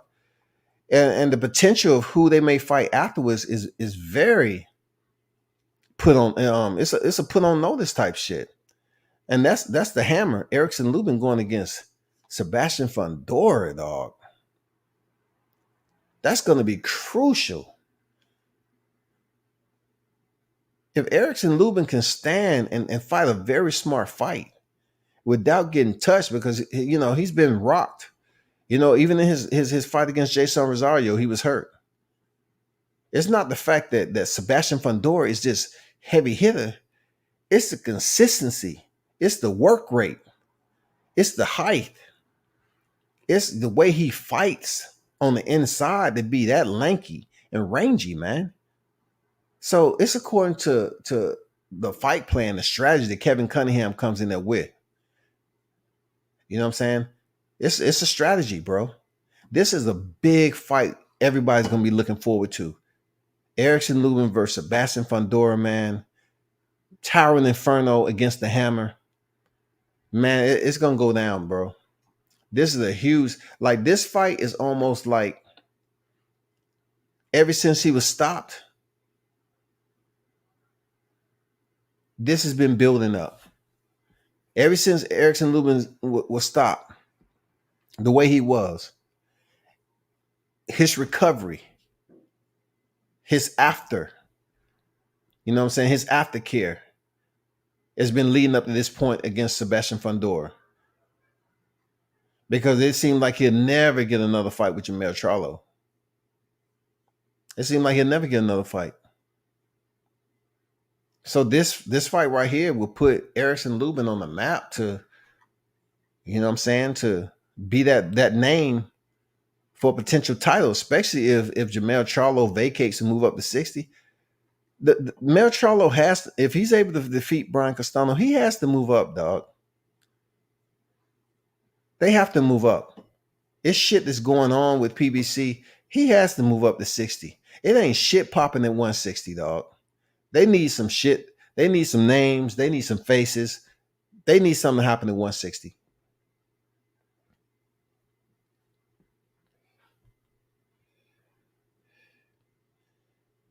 Man, I gotta show my boy Pete that VIP love, man. Appreciate you, Pete. That means a lot, man. You know, you donating on the holidays, my brother. I appreciate you. He said, what do you think are all the realistic fights for 2022? Well, I wasn't really considering the Erickson Lubin and Sebastian Fundora a realistic fight. But now that it's out, I'm happy that Erickson Lubin is having a step up. Like, I didn't really see Jason Rosario as a step up because of what's been going on with him. You know what I'm saying? I didn't see him as a step up on how he looked previously. But that fight, and also I'm looking forward to the lightweight, fight, whoever Kambosos decide to pick, whether it's Devin Haney or Fasil Lomachenko, definitely want to see that fight. Of course, I'm going to put it out there. I'm not looking forward to see Canelo Alvarez face Makabu. I have no interest in that, but if it's on free TV, I'll definitely watch it. I'm curious to see who if and when who Mauro Charlo is going to fight next at 160. I'm talking about a big name. I'm just curious because you kind of ran out of names with a division that's not doing anything. Like I would like to see Mauro Charlo face Demetrius Andrade and let that grudge go. I would definitely like to see him let the grudge out the window, man, and fight Demetrius Andrade because he's not going to get Gennady Golovkin. I'm looking forward to the Brian Castano versus Jermell Charlo. I'm looking for Gary Russell Jr. after he steps in there and with Mark Masayo. I granted he will take that victory. If indeed him and Gervonta Davis is what they say it is, we may see Gary Russell Jr. move up from featherweight 2 divisions to 135 and face Gervonta Davis. You know what I'm saying? And then, of course, in the bantamweight division, I'm curious to know if what's going to go on with Naoya Inoue and that whole makeup. You know what I'm saying? John Casemiro and Nonito Donaire. I would like to see Monster face Casemiro in 2022. I would like to see him face Casemiro. I definitely want to see Deontay Wilder face Anthony Joshua in 2022. I know that's far-fetched, but I would definitely like to see Jared Anderson face a Daniel Dubois, or I'd like to see Jared Anderson face a, just a name. It don't have to be a real top name or whatever. But I'm just curious to see who Jared Anderson, because he's been looking good lately, man. That last fight I saw him in, he looked very, very good, man. Who else is out there? I can't say Keith Thurman. I'm not looking forward to see him come back. But I will talk about his 2 compeers. I definitely want to see, Terrence Crawford beat Errol Spence ass in 2022. Yes, I do want to see that fight. Matter of fact, let me clean that up a little bit. Let me recant that. I would like to see Terrence Bud Crawford unify the welterweight division and become 2-weight undisputed. Okay, that's what I would like to see. Let me clean that up a little bit. Who else? It's some other ones out there. I want to put, Regis Prograis out there with somebody, but I don't know what the fuck he doing. Like, he got that Triller money. I don't know what the hell he's doing, bro. My boy Cool Boy Steph, Cool Boy Steph at super bantamweight. I want to see him continue to unify the division, dog. Stephen Fulton. I want to see him continue to be on his quest to unify the division. So I'm curious to see if they're going to allow him to fight the WBA and the IBF champion. And I got to mention my boy Josh Greer Jr. I know you out there don't blink. I don't know if you tune into the channel. But, he hit a role in his career where he was having some losses. I want to see Josh Greer Jr. come back strong, man. Chicago's own, man. You know what I'm saying? No struggle, no progress there, Josh. I still got you. You know what I'm saying? I want to see him come back. Rashid Warren. I want to see Rashid Warren get another title shot, y'all. He's the number 1 for Munster. I want to see Rashid Warren step in there with Inoue. The way he looked in his last fight, I want to see Rashid Warren get another title shot. I'm looking forward to this too, Pete. I want to see that fight with Juan Estrada and Chocolatito. I want to see the franchise champion. You know what I'm saying? I want to see the super flyweight franchise champion, Juan Francisco Estrada, stepping there with Roman Gonzalez, aka Chocolatito. I want to see that fight.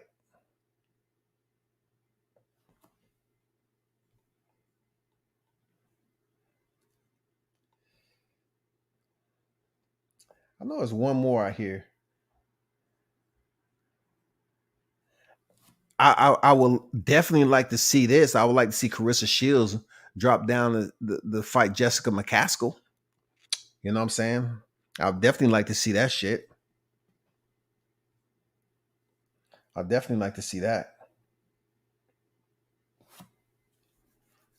I'd like to see Deontay Wilder come back and fight whoever. I know Anthony Joshua is so far-fetched, but if it's Dillian White, cool. Dillian White it is. Who else is out here? I'm still waiting on Tim Tszyu now. I'm still waiting on Tim Tszyu.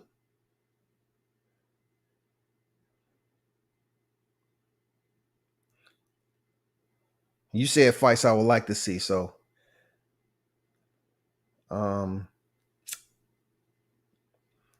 Virgil Ortiz, man.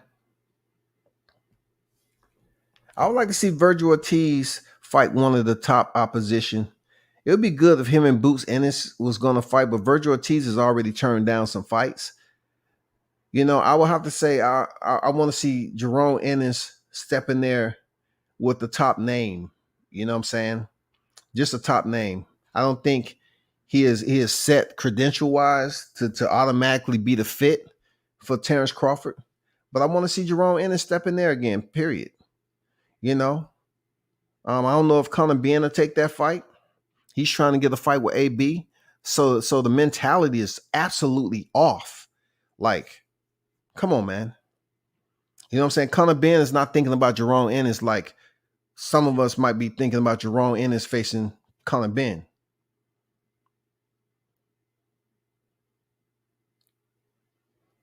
I'm not looking forward to Danny Garcia, whatever he got planned. I don't know. But once again, appreciate you for the super chat, dropping that 20 on me. Appreciate you, dog. Always been a supporter. That damn duck got me crying, bro. Jay Ocho, what's good? Yeah, that's my duck, man. Look, he looked miserable. He said, damn, you always got to use me as an example. Fundora got some shit. He didn't look his best in his last fight, though. Exactly, Mitch. I agree with you on that. That's why now it looks better for Hammer, because the way he took out my boy Nathaniel Gallimore, I was like, damn, Gallimore is tough, but he just had the wrong fight plan against the tall Fundora. I really thought Nathaniel was going to go the distance. I thought he was going to be the proving ground. But look, I haven't seen,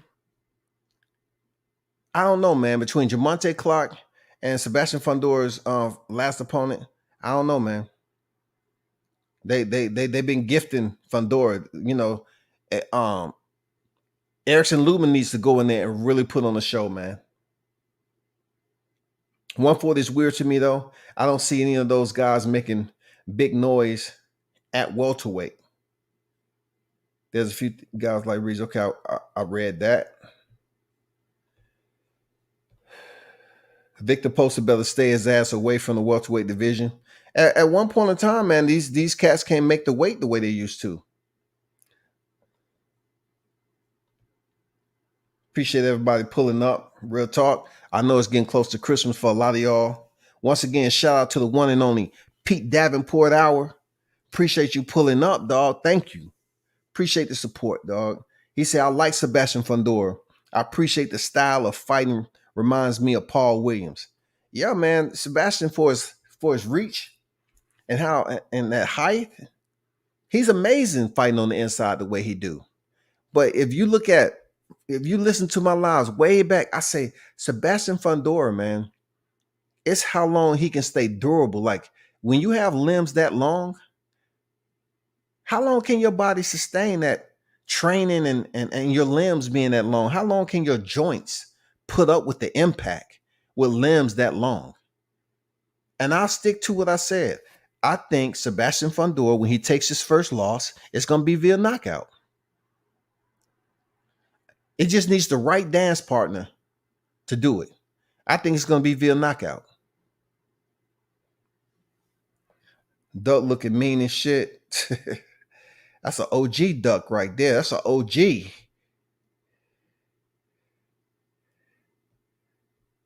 That is the cartel. L Dub on deck. What's good with you, L Dub? Pac-Man ATL on deck. What's good? L Dub say a new versus Daenerys 2 is in the works for April 2022. Casemiro has to fight WBO mandatory. Yeah, man. We know it's been in the works since the, when it was postponed because all the back and forth was going that, people felt like this, that, and the other. Hopefully it happens for a second time. No, I'll take that back. That was with Casemiro.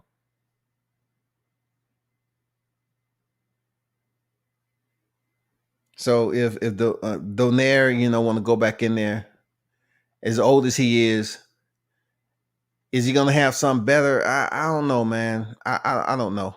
He's old. He has a lot of tread on that. But I'll still watch that fight though. Shout out to the Filipino fighters that's in the damn bantamweight division too. You know what I'm saying? They still holding it down as much as they can.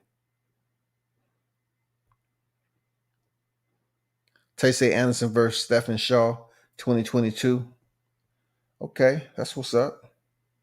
So let me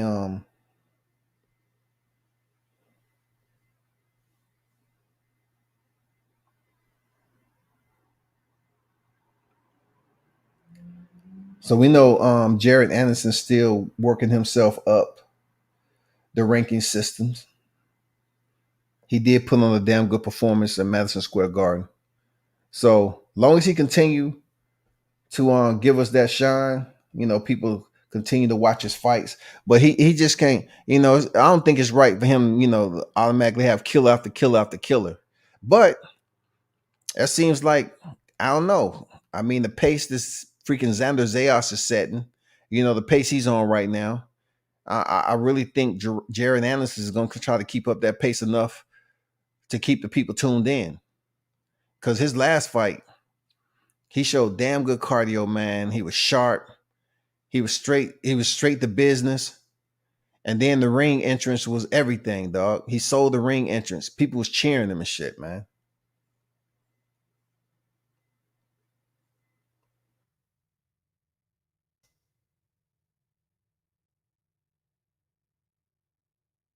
So Stephen Big Shot Shaw is undefeated. Stephen Shaw is undefeated. Because he just came off, Jared Anderson just came off a 17-1 fighter. So Stephen Shaw is 29 years old. He's a youngin. 6'4", 81-inch reach. And he fought once in 2021 and once in 20.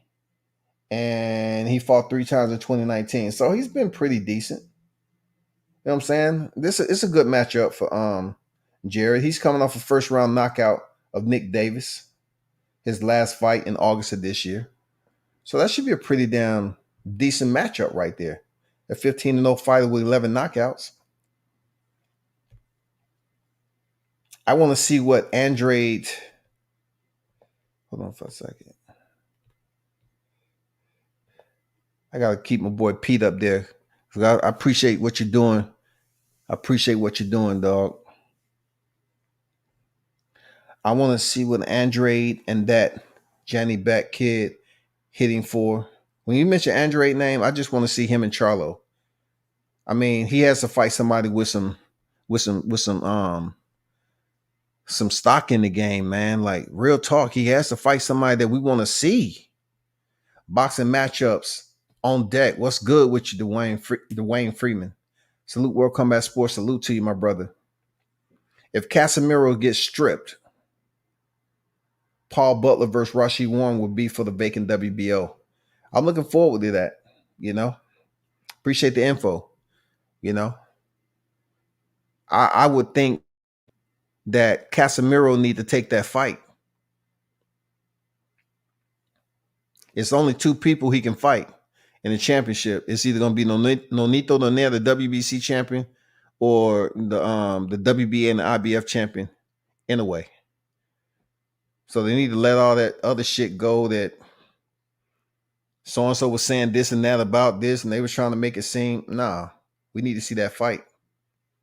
If not, he can move up. You know what I'm saying? I ain't he can move up. He's at bantamweight right now. It's so much landscape left for him, man. Yeah. I was just talking about that earlier. Estrada versus Roman Gonzalez, stepping there with Juan Estrada. I'm looking forward to that fight. The franchise champion will defend his franchise belt. The franchise champion will defend his franchise belt against Chocolatito in a trilogy. I'm gonna see how we're gonna focus on that franchise belt. Because if you know anything about it, this will be the second division to actually defend the franchise belt. We actually seen the defenses happen in lightweight division, and now we get to see it in the super flyweight division.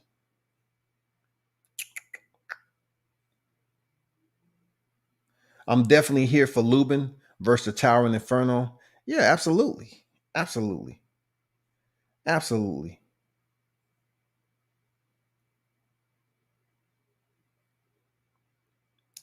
Mayo versus Castano.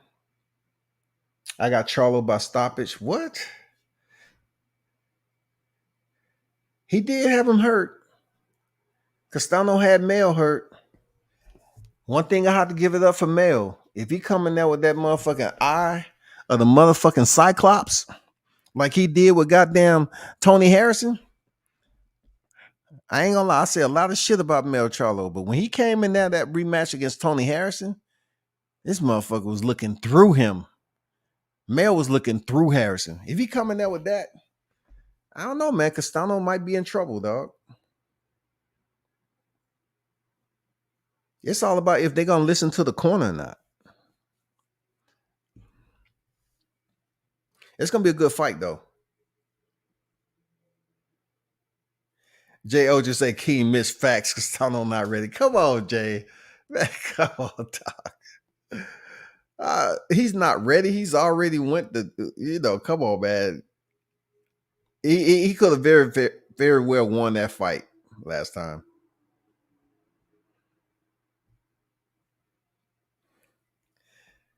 Jay, who you got? Lubin versus Tower and Inferno.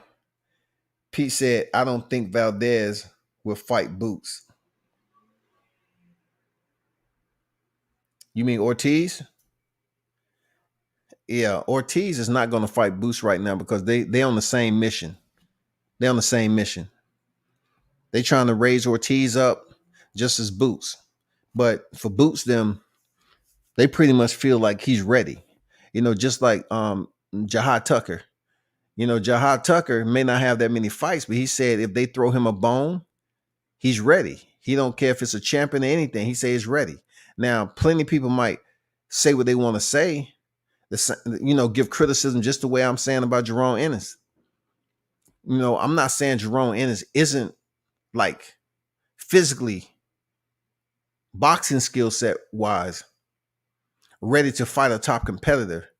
I'm just saying when it comes to the language that's floating around this YouTube shit, who is he fought? What has he done to just step into the damn shoot? Just because he's popular right now and people stepping behind him?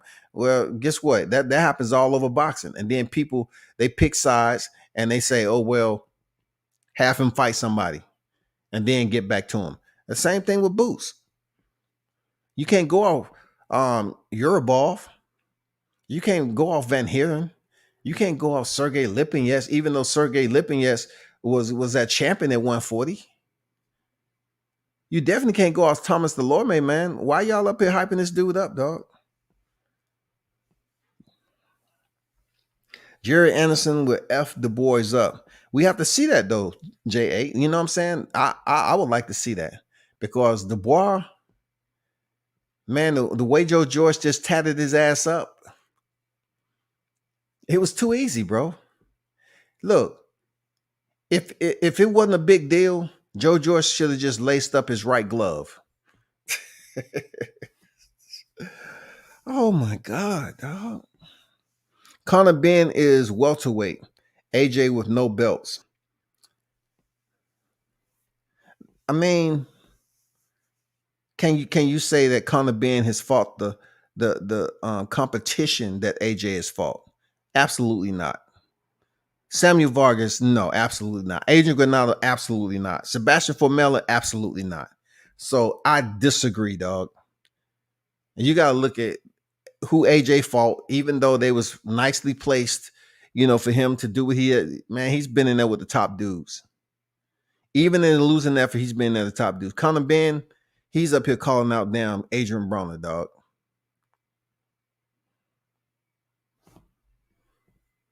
That's just like Anthony Joshua goddamn calling out Chris Areola or somebody at the bottom of the food chain, Buster Douglas. Paul Williams would have did Fundora dirty. Yes, absolutely. I would love that fight. Pete said J8. Yes, that's correct. Williams would have definitely beat Fundora. That would have been a damn good fight, man. Tay said that's what I'm saying.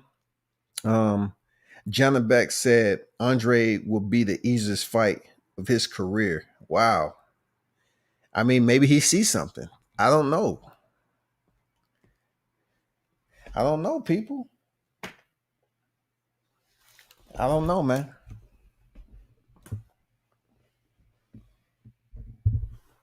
To be honest, I don't know.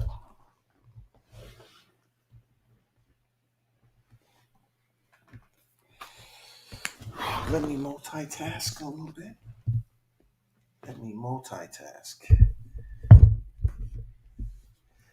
And hopefully everybody's doing great up there while I multitask. I'm still here. I will be multitasking.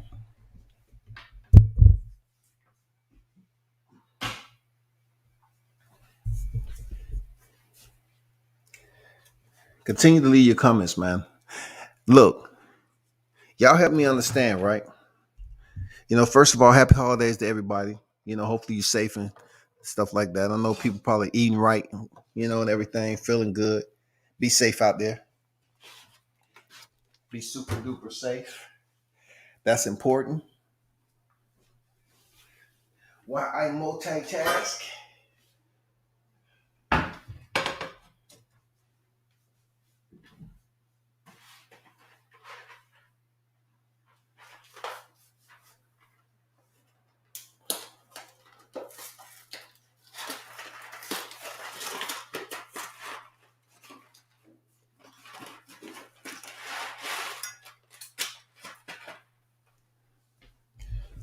I'm up here hearing people fire off fireworks, man.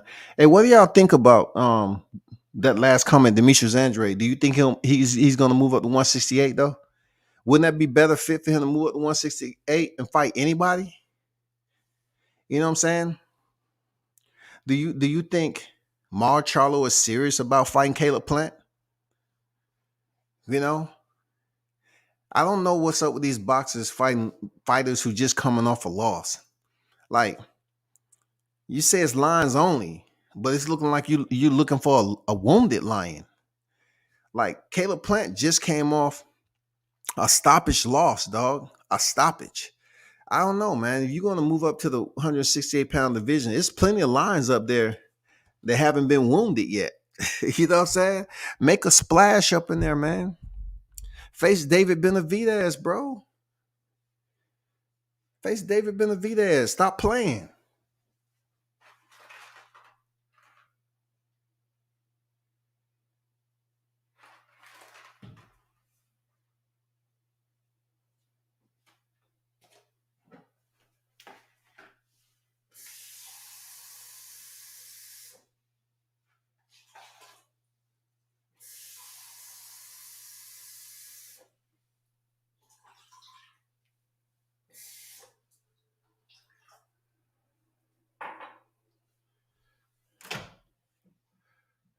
Bear with me for a second.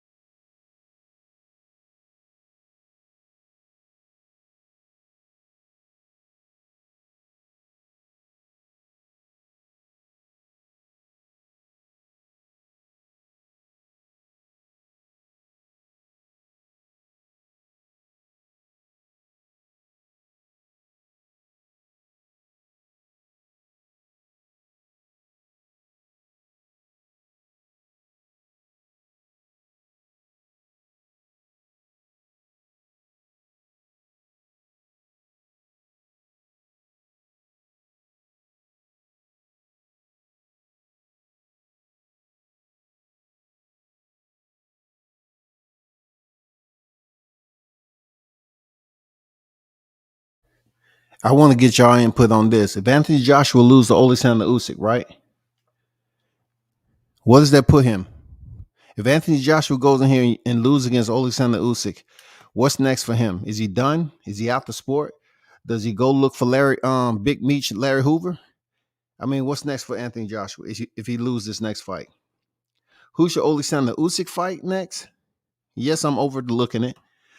And if he wins, who should he fight? And if Joshua loses, who should he fight? What would be a good fight for Anthony Joshua?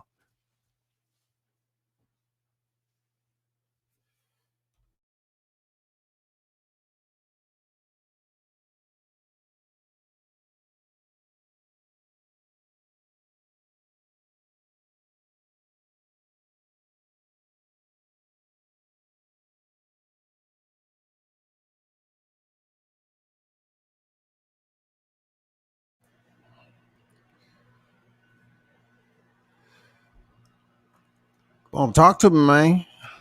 And matter of fact, the women, we don't even talk about the women.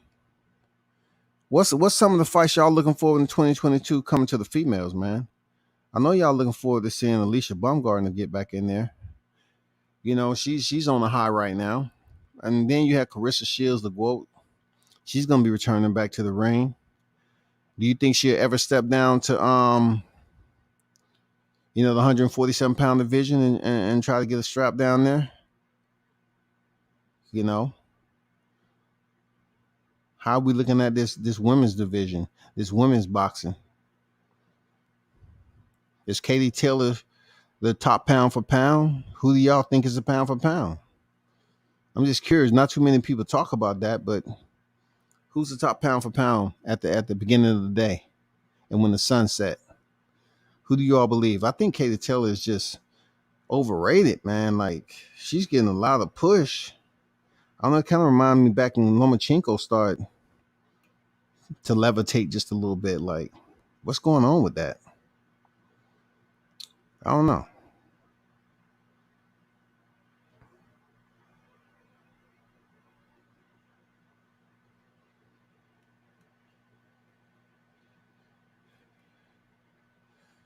Y'all let me know, man. I'm in the process of cooking some stuff up.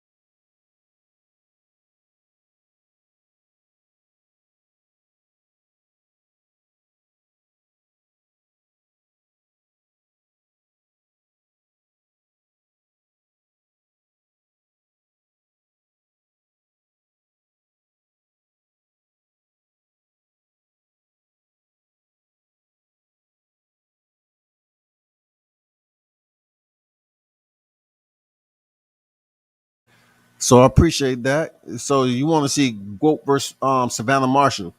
Tell me this: do you think she still has it though? Yeah, I like to see Serrano versus Taylor too. But as far as Carissa versus Savannah Marshall, do you think she's a real threat just because she beat her in the AMs?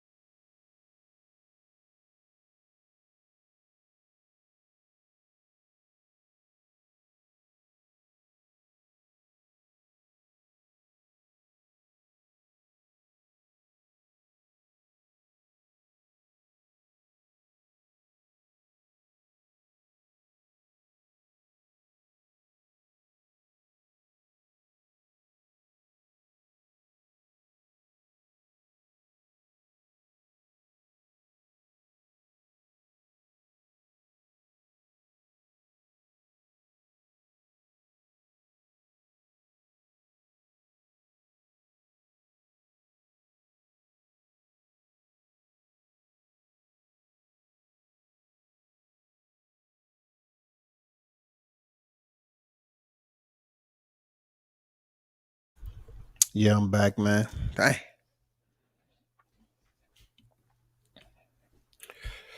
Had to take care of some Christmas cheers.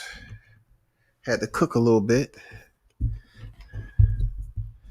So, if we're excluding woke because of the recent absence from boxing, the Taylor is the pound for pound in women's boxing. So she was basically pound for pound when she was active.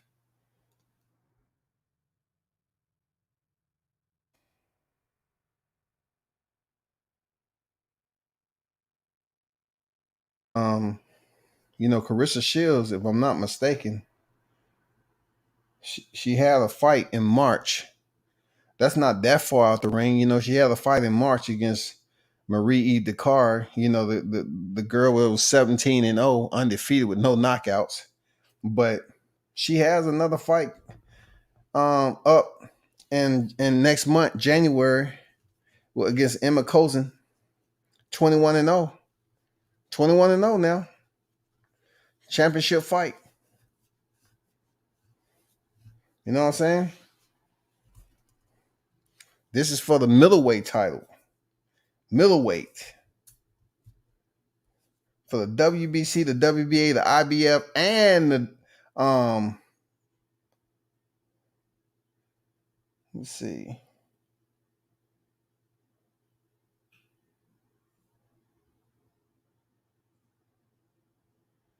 This is for all the motherfucking marbles, dog.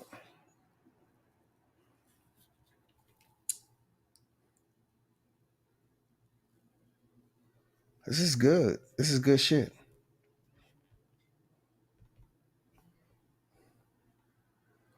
But don't too many people show these women love, man. It's all good. We got to damn show them love every now and then.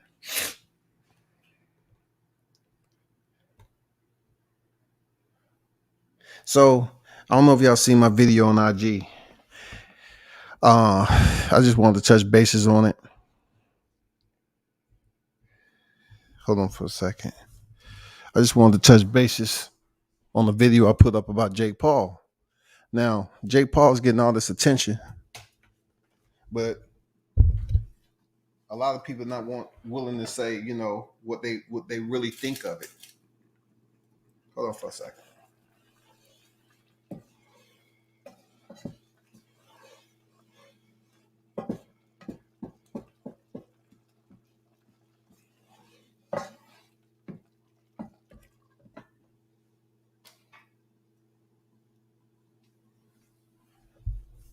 This is very important because of the phone calls and the individuals that's been talking to me about it.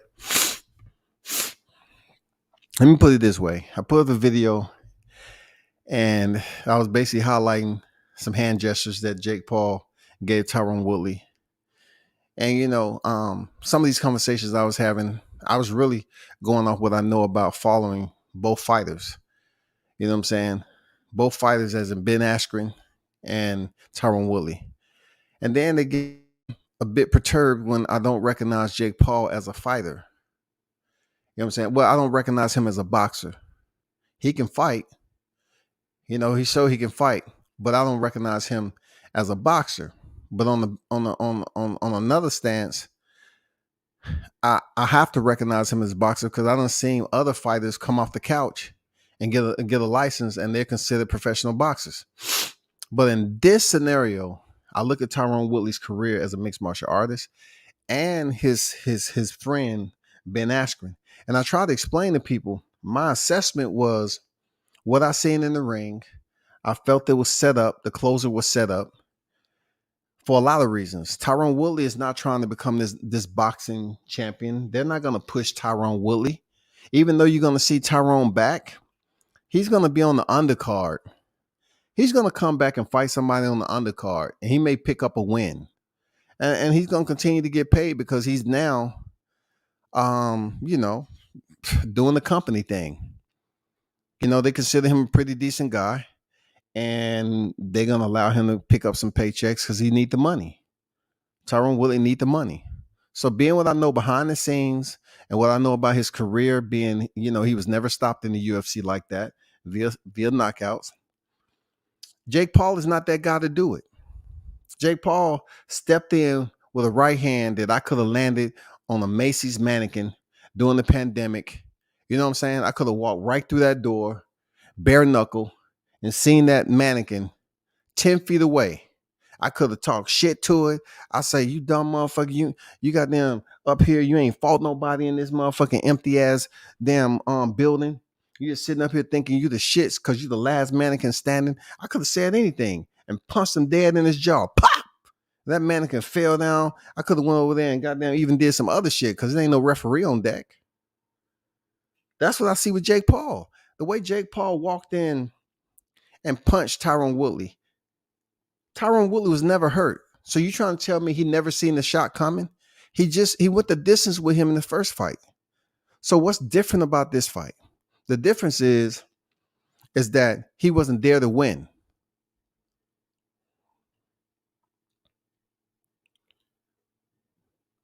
You notice how they brought up in the contract that there was a no knockout clause. You notice how he gave Tyron a Rolex at the beginning. You know how it's all those subliminals that's going out there to let you know that Tyrone isn't going to win. You know what I'm saying? Tyrone supposedly getting some tattoo of Jake Paul on him. That should have told you right there that he was coming back. He's not going to just do something stupid like that and not get another shot. That's what desperation does to you, man. It have you doing some crazy shit. If we, yeah, Marshall is a threat. She's strong and long. Doesn't seem to be scared of the quote. I got the quote whooping that ass though. I definitely want to see Carissa in a very good fight. Like the one fight people remember was, of course, Hannah Gabriel. Where does Jessica Snack McCaskill go from here? Katie Taylor doesn't seem to be worried about her. Hey, man, I would like to see Carissa so-called lose her butt, as she call it, and drop down there and fight her. But let me close this out with the Jake Paul situation. That Jake Paul situation, people are now accustomed to entertainment. And y'all have to understand that, like, we understand what's real and what's fake. But right now, we have people that are adult appropriate, that are really going for this Jake Paul, surge. They really going for this hype. So it's tough for me to sit up here and take it serious when the man is straight up here for entertainment value. That's it. So yes, I think the fight was fixed. I think the situation played itself out from two fighters. They had plenty enough time to talk about how the closing is going to be. There's nothing wrong with saying a fight is fixed. It's not the first one in combat sports that's been fixed. The sport isn't regulated. You're going to continue to have situations or moments like this go down, and no one's paying any type of penalty, y'all. Boxing isn't regulated. They can run into Serengeti all they want and feast off whoever they want. There's a predator and a prey. That goes for boxing too. It's a winner and a loser. Sometimes the loser is predetermined, factual. Sometimes the winner is predetermined.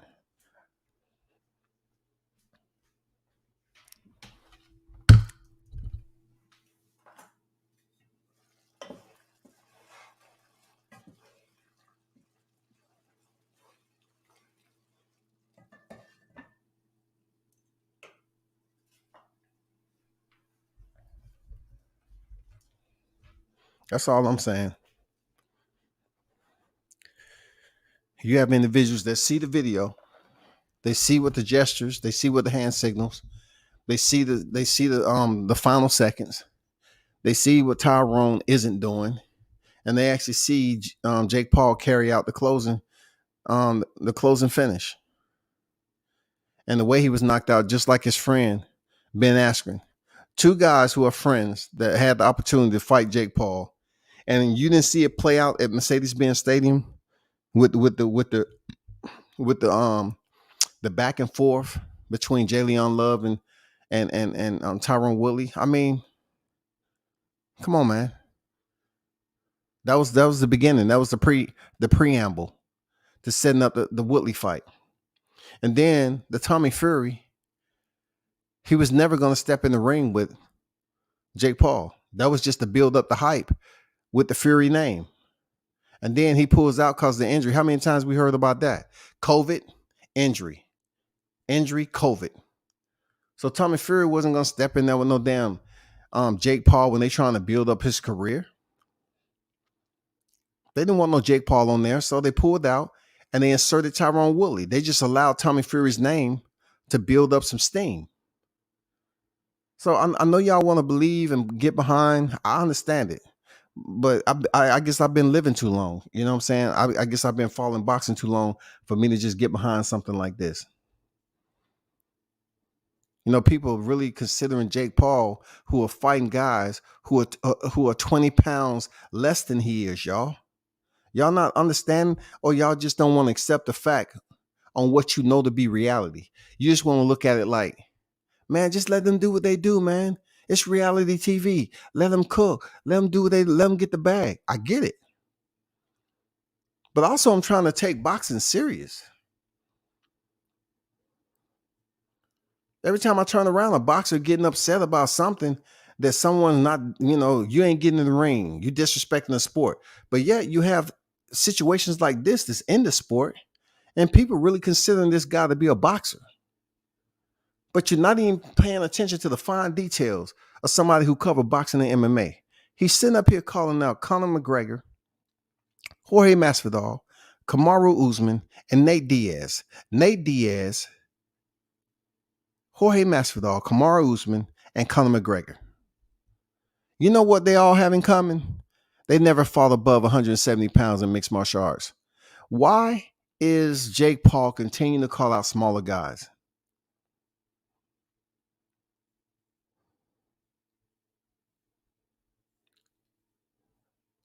He is continuing to call out smaller guys. Once again, Jake Paul, why is he continuing to call out smaller guys and no one's paying this attention? Because they don't want to, bro. He's calling out mixed martial artists. He's calling out a YouTuber. He called out a damn slam dunk champion, and he called out 2 mixed martial artists that's on the backside of their career. One in Ben Askren, who had a hip replacement, and the other one, Tyron Woodley, who's now on a 5-fight losing streak and needed the money. So you think he's not going to sit up here and say, hey, guess what? No problem, man. I have no problem with you landing a punch on me.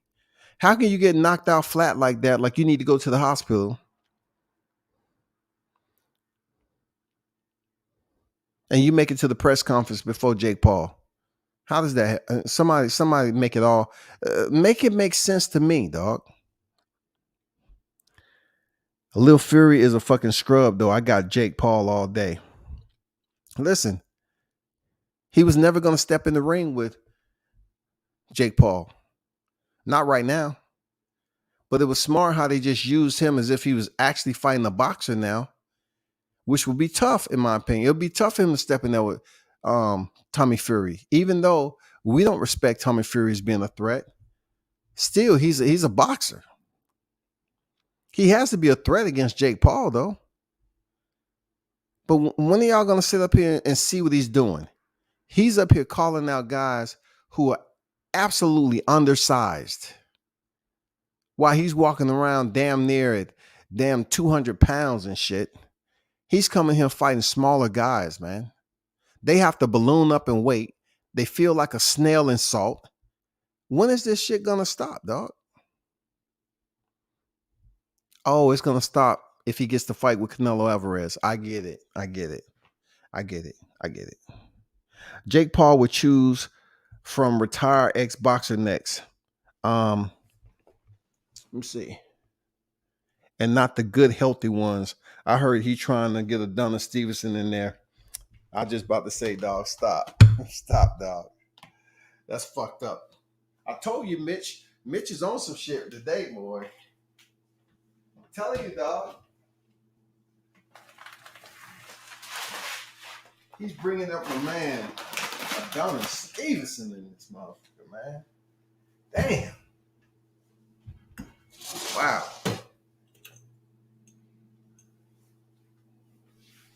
Let me put this other.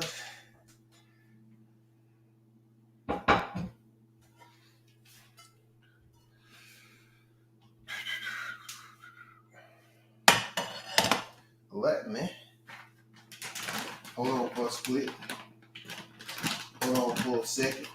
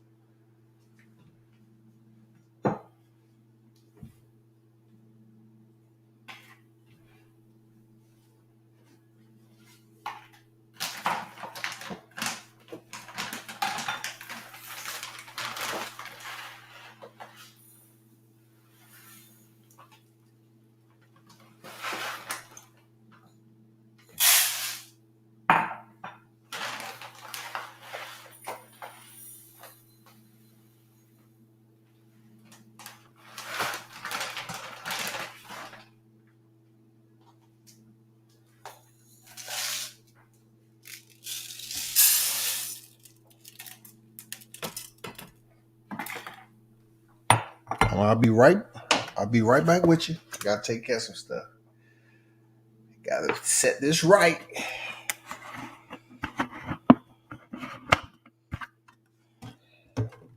Then I'm be done.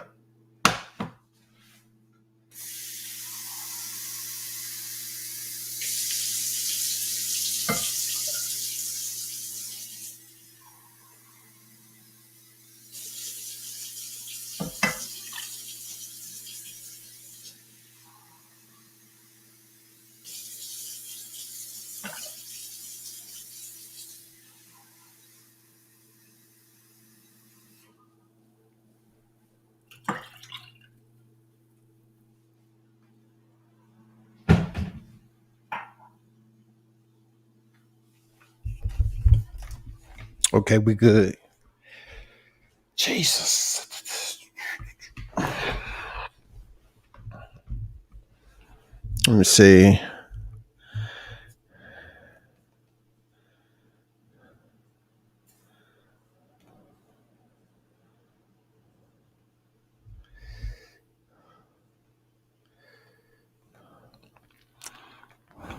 P say that is true.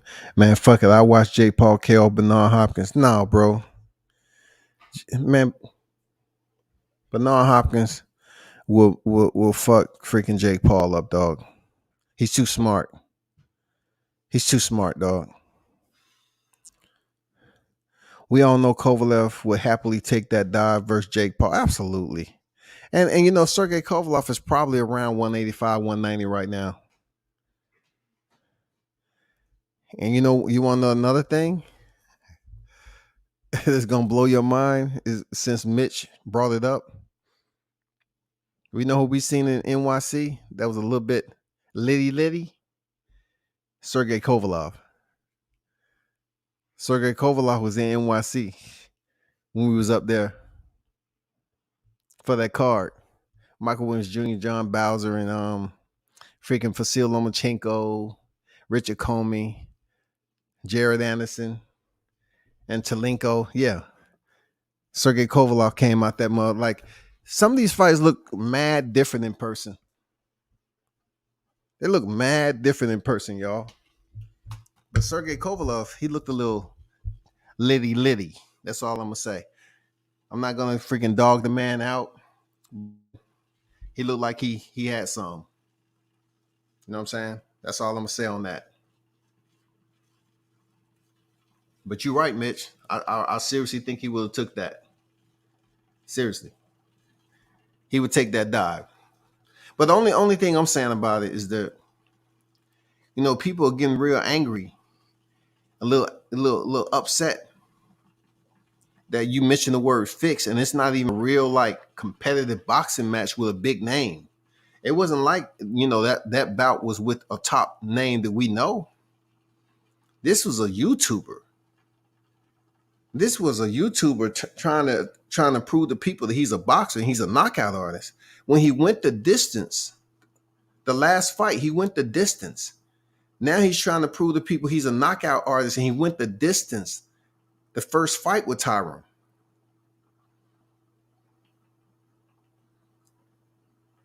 And he walks in there and give him the Rolex to close it out. The tickler on the kisser. If I were Paul, I'd be calling out Golden Boy at 190. Man, he ain't trying to fight no boxer right now, Mitch. That's what I'm trying to say. He ain't trying to fight no boxer. That dude is trying to fight mixed martial artists that are 2 years or 1 year close to AARP, signing up for senior citizens discount.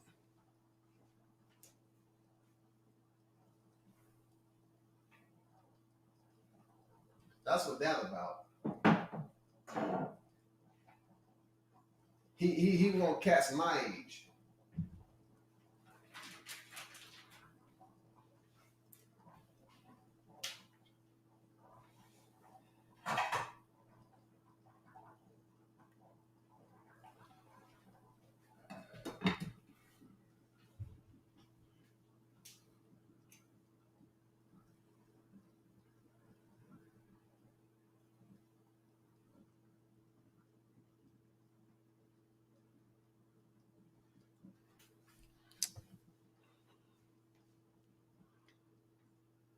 What's going on, Roman on deck? What's good?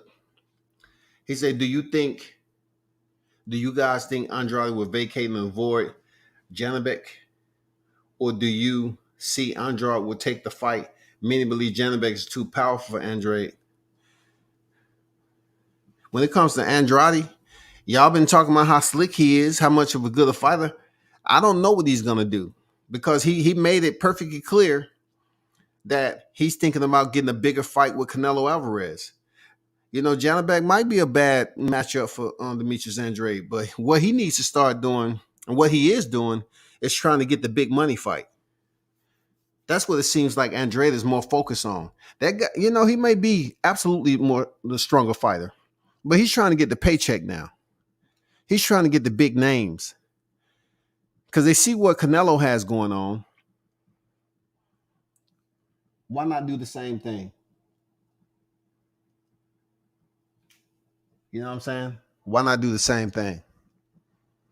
Try to get the best fight with the biggest paycheck. And Janibek ain't it. Yeah, they are. It's somebody's gonna get Canelo, man. You just have to be in the lottery. You just have to be the right lottery pick. They're getting Canelo after he finished Makabu, right? Then we'll see what's popping with Canelo. Will he come back down to 68 where he's, you know, because he's fighting outside of the super middleweight division? Will he come back down to 68 and fight any of the top names, i.e. Benavidez? You know, if Mar Charlo take it upon himself to have some courage to move up to 68. But I seriously don't think Jamal Charlo is getting Canelo right off the rip. I don't think so, man. I would be disappointed to see him come back down to 68 and don't fight either Benavidez or, you know, somebody with a name, man. Give us something that we want to see, Canelo. We don't want to see no Makabu. We don't want to see none of that shit, dog. You cleaned out the 168-pound division. We definitely ain't going to see a rematch between you and Caleb Plant. We definitely want to see you against Jose Ukostigi. We don't want to see you in there with a Darrell brother.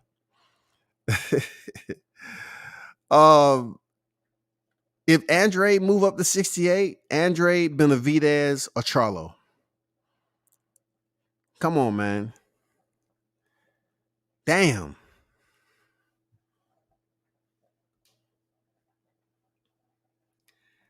Damn, Roman said Jamal Charlo's a disgrace to boxing. Why you say that?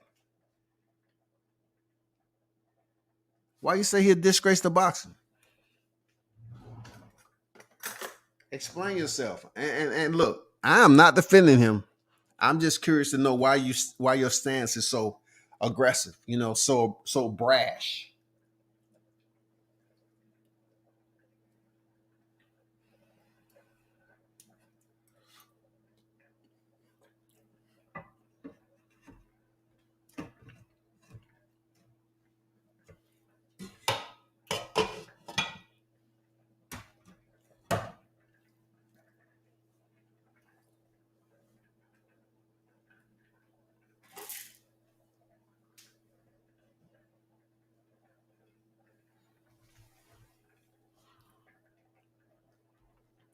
Let me go back up a little bit.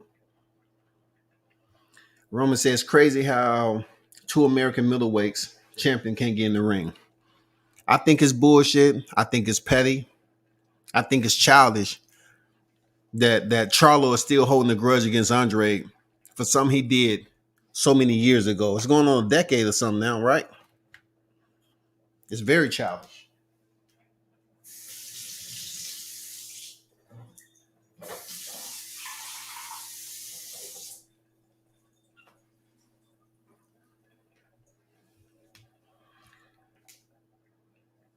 Andrade would take that fight. There's supposedly a purse bid for that fight.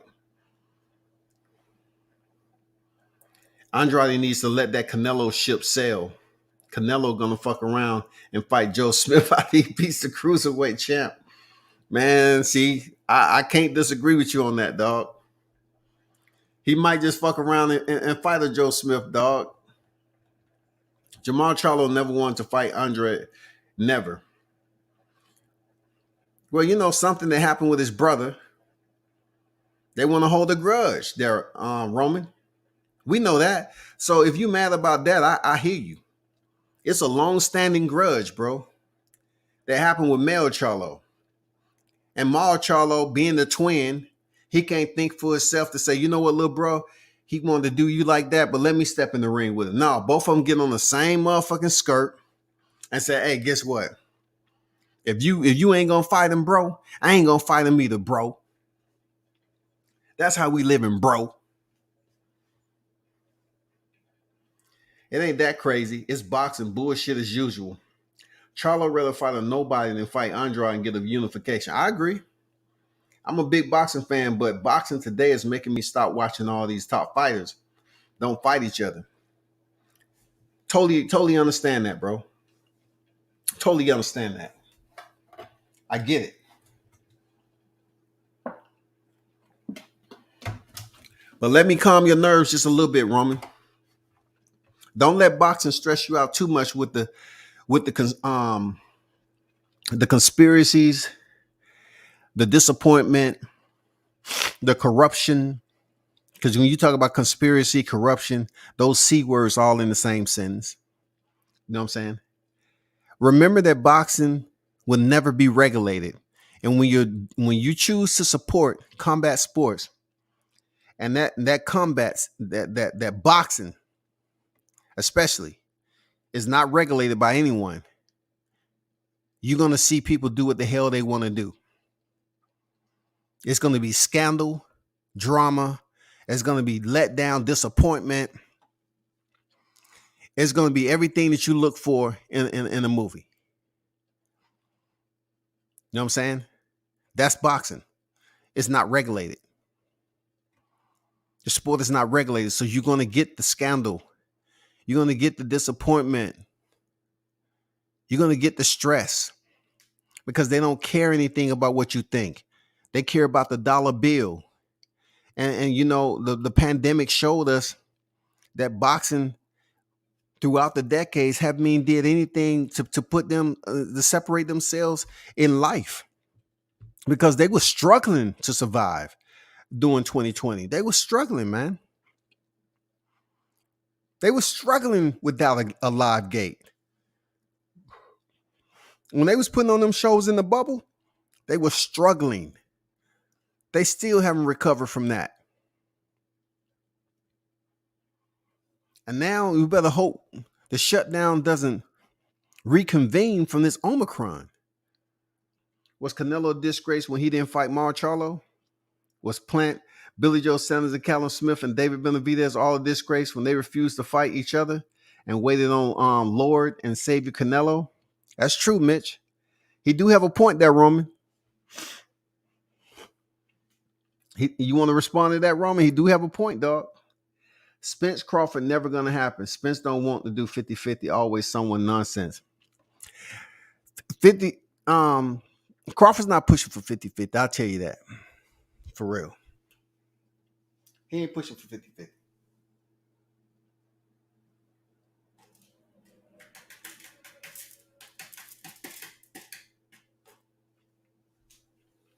That's not even on the table. 50-50. Crawford understands the nature of it. 50-50 is not even on debate right now. Real talk. And the fight's going to happen. I'm telling you, Roman. The fight's going to happen. It's going to happen. They're debating something a bit more complex than 50-50.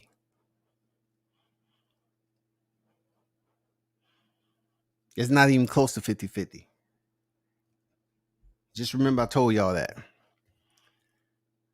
What they're talking about right now isn't 50-50, y'all. It isn't 50-50.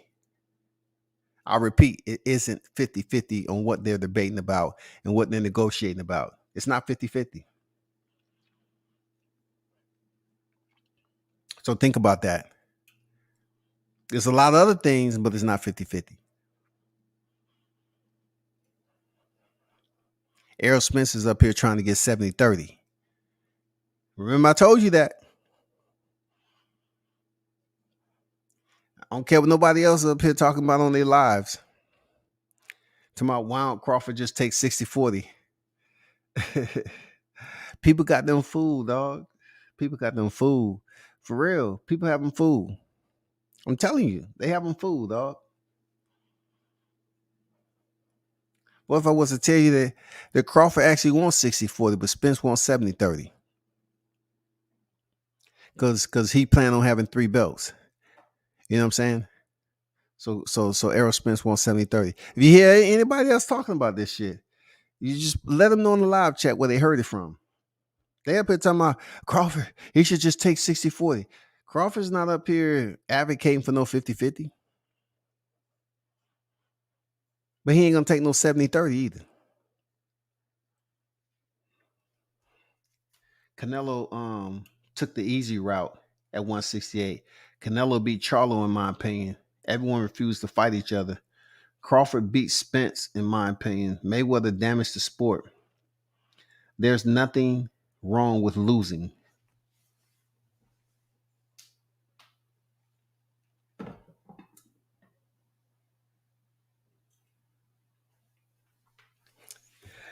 I just finished cooking a meal while I'm on live, shawty, for real. There's nothing wrong with losing a fight. You win, you lose. People try to make fun of fighters who lose. Of course. But they making as technology changes, our everyday simulation, our daily lives are changing. The boxing is changing. Social media has changed boxing. So much to the point where boxing is at a point right now where it has to support exhibition bouts and, fighters who aren't really considered true boxers, real boxers. They didn't go, the one thing that messes boxing up is the entry. The entry doesn't require prerequisites. Like I say all the time, the entry, it's just all about, what entry you choose, what turnstile you decide to jump and get into the sport. What other sport non-regulated, that allows somebody who has a criminal background, criminal record, whether it be for petty theft or murder, to jump in a pair of trunks, lace up, become licensed. When you have to go to medicals for boxing, those medicals are not what you smoked last night. You know what I'm saying? Those prerequisites are not, oh, can you give me your background history? Can you give me this? No. That's why we have the Jane Butlers, Richard Franklins. Fighters being punched after the bell. Mike Tyson biting off an ear. How much time did he get for that? How much time did he get for that? How much jail time?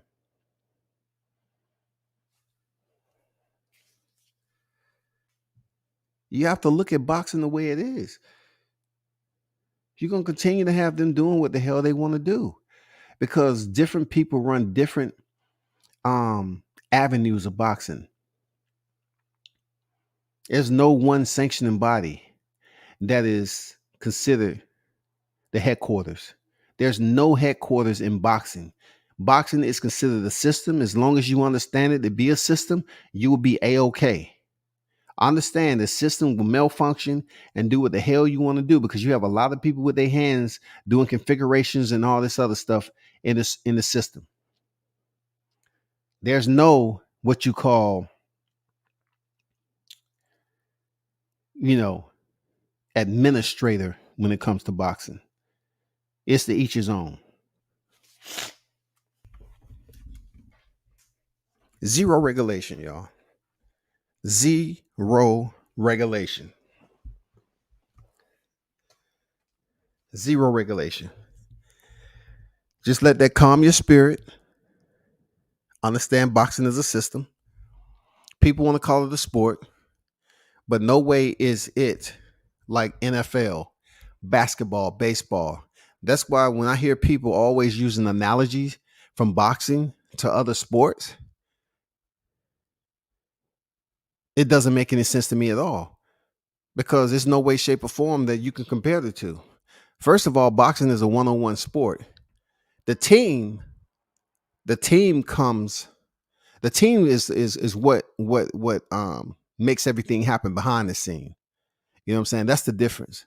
It is somewhat a team sport if you look at it, but the players on it, the way they affect how things work in boxing is quite different. Like the manager, the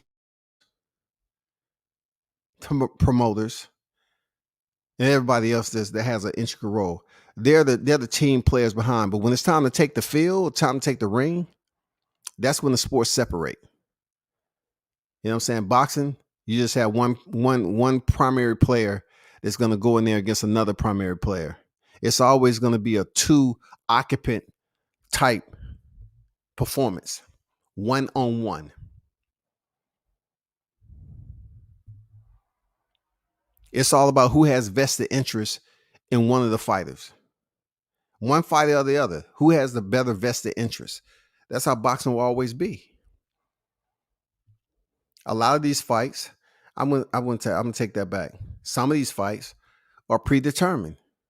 It's just how they allow it to play out, and can they sell it to the fans? You know, that's what you got to think about. Can't blame Mayweather for the shit that was done long before his time. 135 pounds, another division where the fighters duck each other. It's a lot that's going on in that division. I agree. I mean, it's just another attachment to the sport of boxing. It has a whole lot of potential in there, but with potential comes what? They see the money, and then they turn around and start trying to find ways on how certain people can make money. You know what I'm saying? It's all about, oh shit, look at this, look at this, look at this. And then it becomes a free-for-all for who's trying to make this money. Sometimes the fighters get left out in the cold, and then they get the phone call, this is what's going to happen. You going to fight him. It's not what we want to see most of the time. It's what they want to see because of money, vested interest. It can be in-house fighters. It can be promoter to promoter. You never know. It can be setting this fighter up to fight a bigger fight up the road. It's so many POAs that the plan of attacks, COAs, course of actions that boxing take. It's just too many.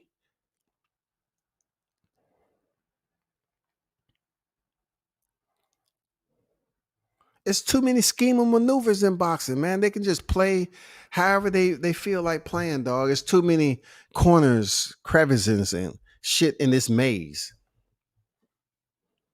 You'll never be able to figure shit out. Like what is simple, it happens every now and then. What is simple? Like look, Jorge Ramirez against Josh Taylor. You rarely get the simplicity in a unification bout like that without it turning into something else. Like you rarely get that unification, tighten it up like Jamel Charlo and Brian Castano. When Brian Castano beat Patrick Teixeira, I was like, okay, cool. Will we get the unification? Boom, we got it. It rarely happens that smoothly. Look how many undisputed titles, champions we've had in a 4-belt era.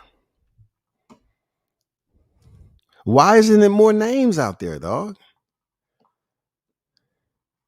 Like the more recent ones, Canelo Alvarez and Josh Taylor. Why isn't there any more? You know, why is it such a stalemate in the heavyweight division right now? What's going on with that? How long is it going to take for another cruiserweight undisputed champion? Which is going to be the first bridgerweight champion? Bugs Bunny or motherfucking Roadrunner? Who's going to be the first undisputed champion?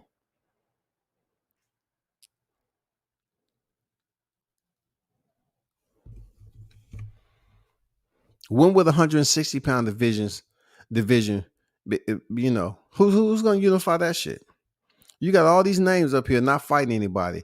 That is one of the weakest primary divisions that we see, the 160-pound middleweight. We have all these names up here.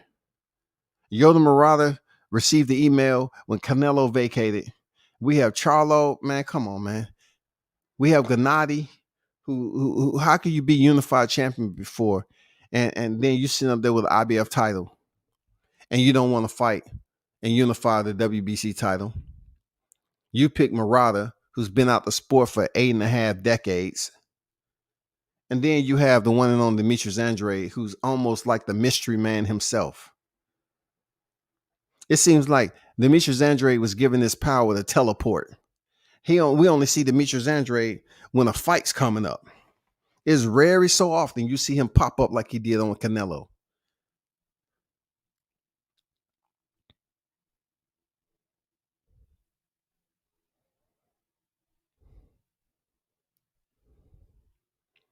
I know.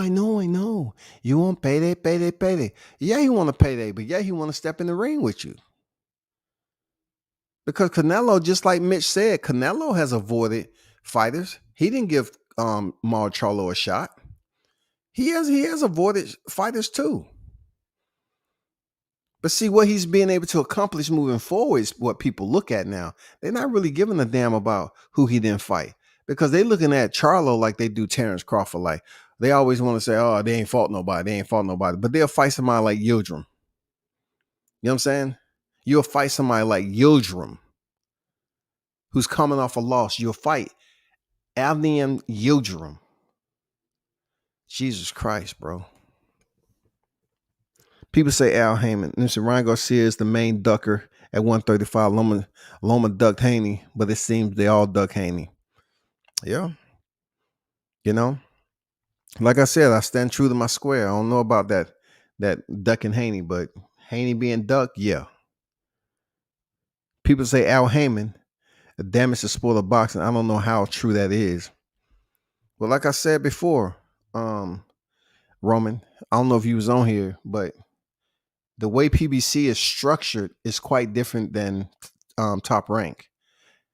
When Bob Arum walks into the room, they say, oh, they're going to promote a Bob Arum. But on the PBC side, it's almost like a mystery. The only thing they have to go off of is the name, the man, the myth, Al Heyman. And they have several promoters that's over there. It's just Al Heyman cannot be a manager consultant and be a promoter per the Ali Act. He cannot do that. He cannot be a manager and a promoter. But he has ties and links to the promoter. Who you think is running TGB? Tom Brown. Who do you think is running that? Al Heyman. But he's not linked up to it, you know, as an independent manager. He's not tied down to it as an independent manager promoter because it's illegal. He has ties to Tom Brown. And then you have Samson, and then you have Salido, I believe. You have multiple promoters over there at PBC. Why is it set up like that? It must be some truth to what you're saying about him running the sport. It might be some truth, Roman, to when Bob Arum said that he was a cancer to boxing. Bob Arum said that, not me, quote unquote. 135 ducks, Haney, Ryan Garcia ducking all phase. He's sweet and he knows it. But he want to come back and fight the pit bull, man. He might have, you know, took those words that Canelo was stabbing in his back. And he might be on a whole nother mentality right now. Pete Devin will say Bugs Bunny for real. Bugs Bunny, Roadrunner, Snoopy, Charlie Brown, somebody become the Bridgerweight undisputed champion. You know, what Scooby-Doo at? Fuck it. You know what I'm saying? Tom and Jerry, they got that good mobility, dog. They fast. They always run around. One thing we know about Tom and Jerry, they're gonna have good cardio. You know what I'm saying? Very, very good cardio. But they, you know, they on the sides though. They not in that weight class for real. One single person can give credit for damaging the entire sport. It's a collective of people that includes fighters, promoters, media members, and more. I slightly disagree with you, Mitch, because the reason why is there are microcosms in boxing that has some type of ties to boxing. You know, they're sub promotions, smaller entities. But like I said earlier, it's not a regulated sport. If it was more hands that was dealing with the top echelon, you would see them flourish. You have Golden Boy, you have PBC, you have Top Rank. Now you have Matchroom trying to make their footprint. None of these promotions are truly thriving in a non-regulated sport where it's open-ended. None of them are truly thriving, dog. Like every now and then you have a fight and we're sitting up here like a fat kid with a donut. Well, oh, great. If this is an annual sport, everyone in the chat, if boxing is an annual sport, why is it struggling so much? Why is it struggling, man? To first give the fans what they want to see and to make these fights. Why is it struggling? Why is Bob Arum saying so-and-so owed me money? This owed his money. I lost this money on Crawford. Why? How is that possible? As long as Bob Arum is the OG that's been back there with Don King, y'all. How can you be in a business so long to the point where you're struggling?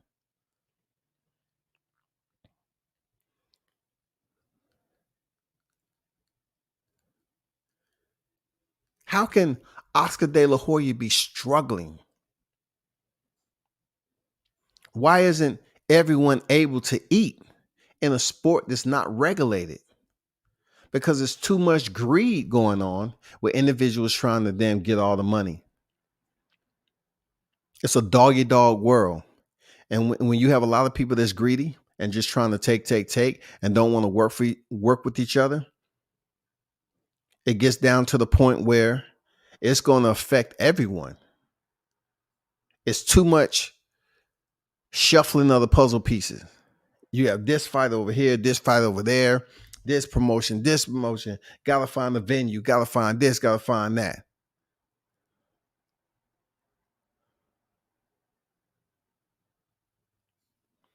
Why is every commission in every state different? Somebody explain that to them. Why not, every commission is on the same protocol, the same procedure? Why is everything different? From Georgia to Florida, commissions are different. South Carolina, commissions are different.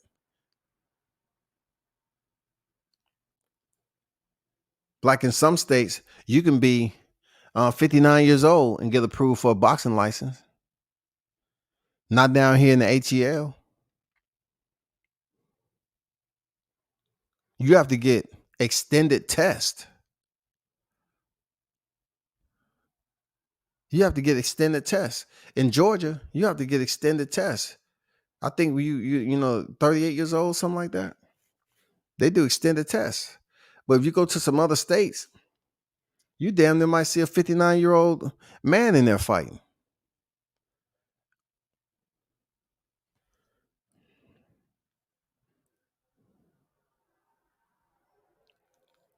Why they never try to put Canelo versus Andre Dirrell? I really don't know, man, because Dirrell is one of those guys who don't talk to the media, don't really promote himself. You look at way back when the hype that the Dirrell brothers got is not that they couldn't box, is that they was on some controversial fights that stood out in boxing. You remember when Arthur Abraham, landed that nasty blow on Andre Dirrell, and then when Anthony Dirrell was fighting Kostaki kept hitting after the bell, and Dirrell's uncle went over there and punched Kostaki bare-fisted, bare knuckle, and they was gonna send that man to jail, but somehow, some way, they talked it out to the point where he didn't go to jail, There's a lot of bad things that could have happened. Unregulated sport. He went there and punched that man in the face, dog, because he kept hitting after the bell. The Rail brothers don't like the media. They don't like doing anything except boxing. So why would Canelo Alvarez want to fight a Darrell brother who really, unless you close to the sport, you don't even know who they are?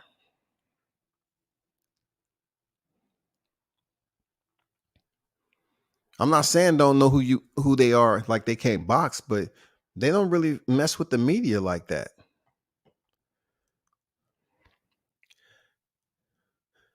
Loma ducked Haney. Oh, you funny. Loma's more skilled than Haney. Loma ducked Haney is laughable. LOL. So Loma didn't request to be. Look, please. Let's not do that. We only have 2 more hours before Christmas.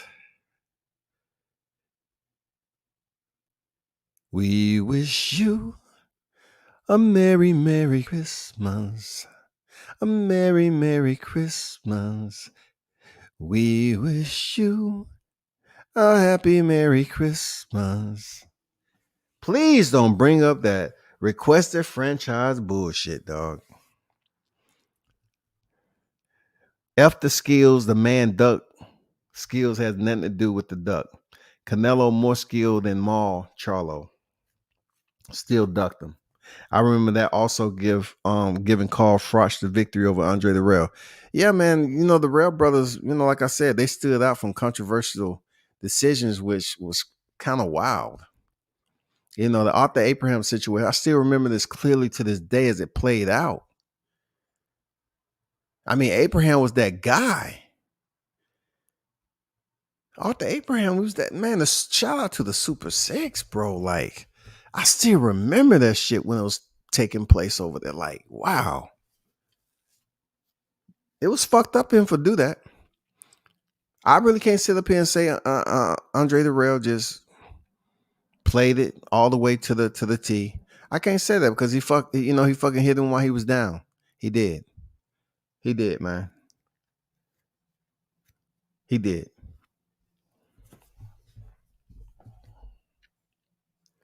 Canelo more skilled than Mar Charlo, still ducked him.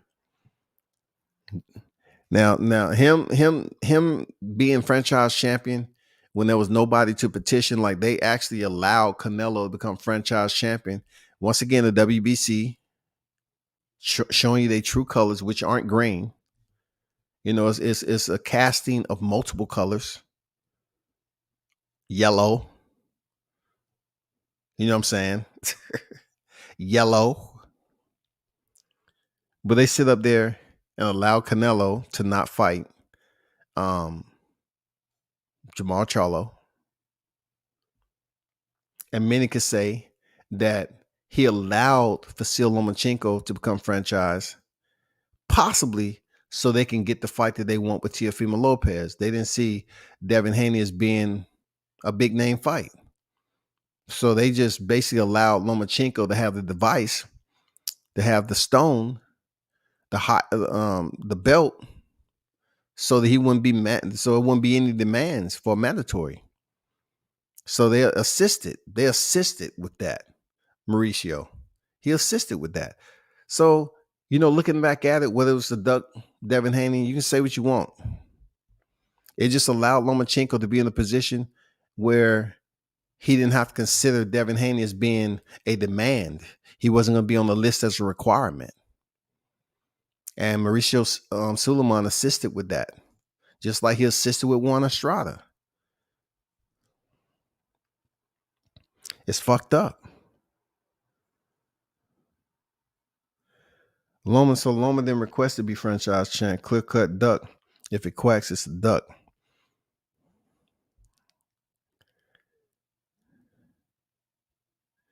I remember that also giving Carl Froch the victory over Andre Rail. Despite getting knocked out, Roman Gonzalez is one of the greatest fighters of this generation. Debate. I fucks with Chocolatito, for real. You know what I'm saying? It's just you run into those individuals that really give you a different time on the clock. You know what I'm saying? Instead of both hands, facing up when it's 12 o'clock, that shit is 6:30. Hands down, goddamn. I don't know. Like, I really was a fan. I'm a fan of Chocolatito, really. But then it comes to the Vernon Forrests who stepped in here, which is a much better boxer than Ricardo Mayorga. He lost twice. And I used to see him all the time. Vernon Forrest was technically a better boxer than Ricardo Mayorga, but he lost twice, man. He lost twice to Ricardo Mayorga, but he beat Sugar Shane Mosley. It's weird. Then you can go to the Manny Pacquiao situation. The list goes on and on. You run into that opponent that gets a little crazy.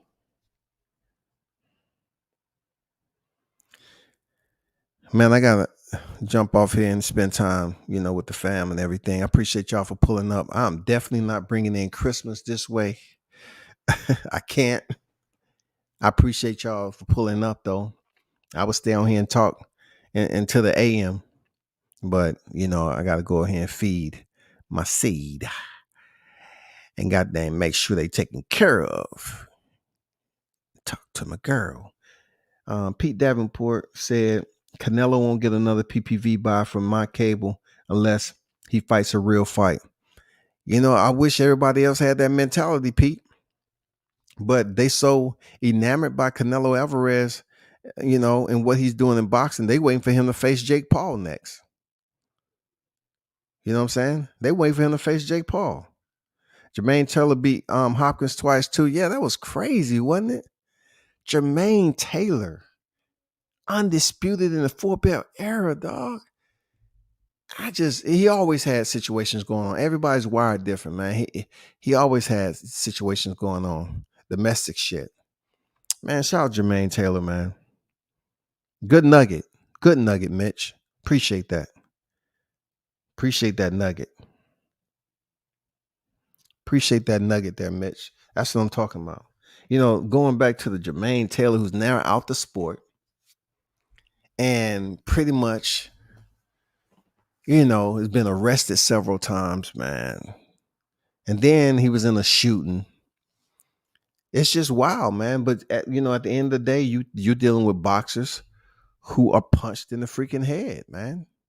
These guys are being punched in the head. Everybody's different. Look at Riddick Bowe. Perfect example. I use this all the time. How many losses Riddick Bowe have? Somebody put that in the live chat. How many losses do Riddick Bowe have? How many losses do Riddick Bowe have?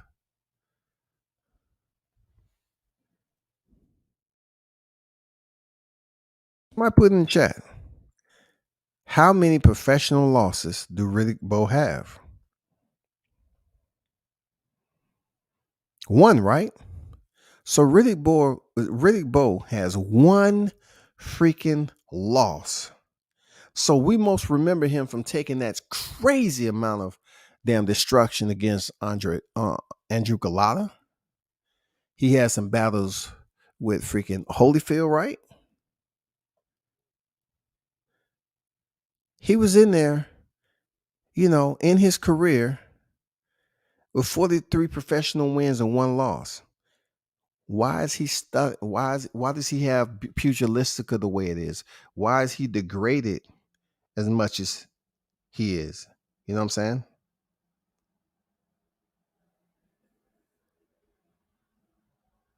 We don't know.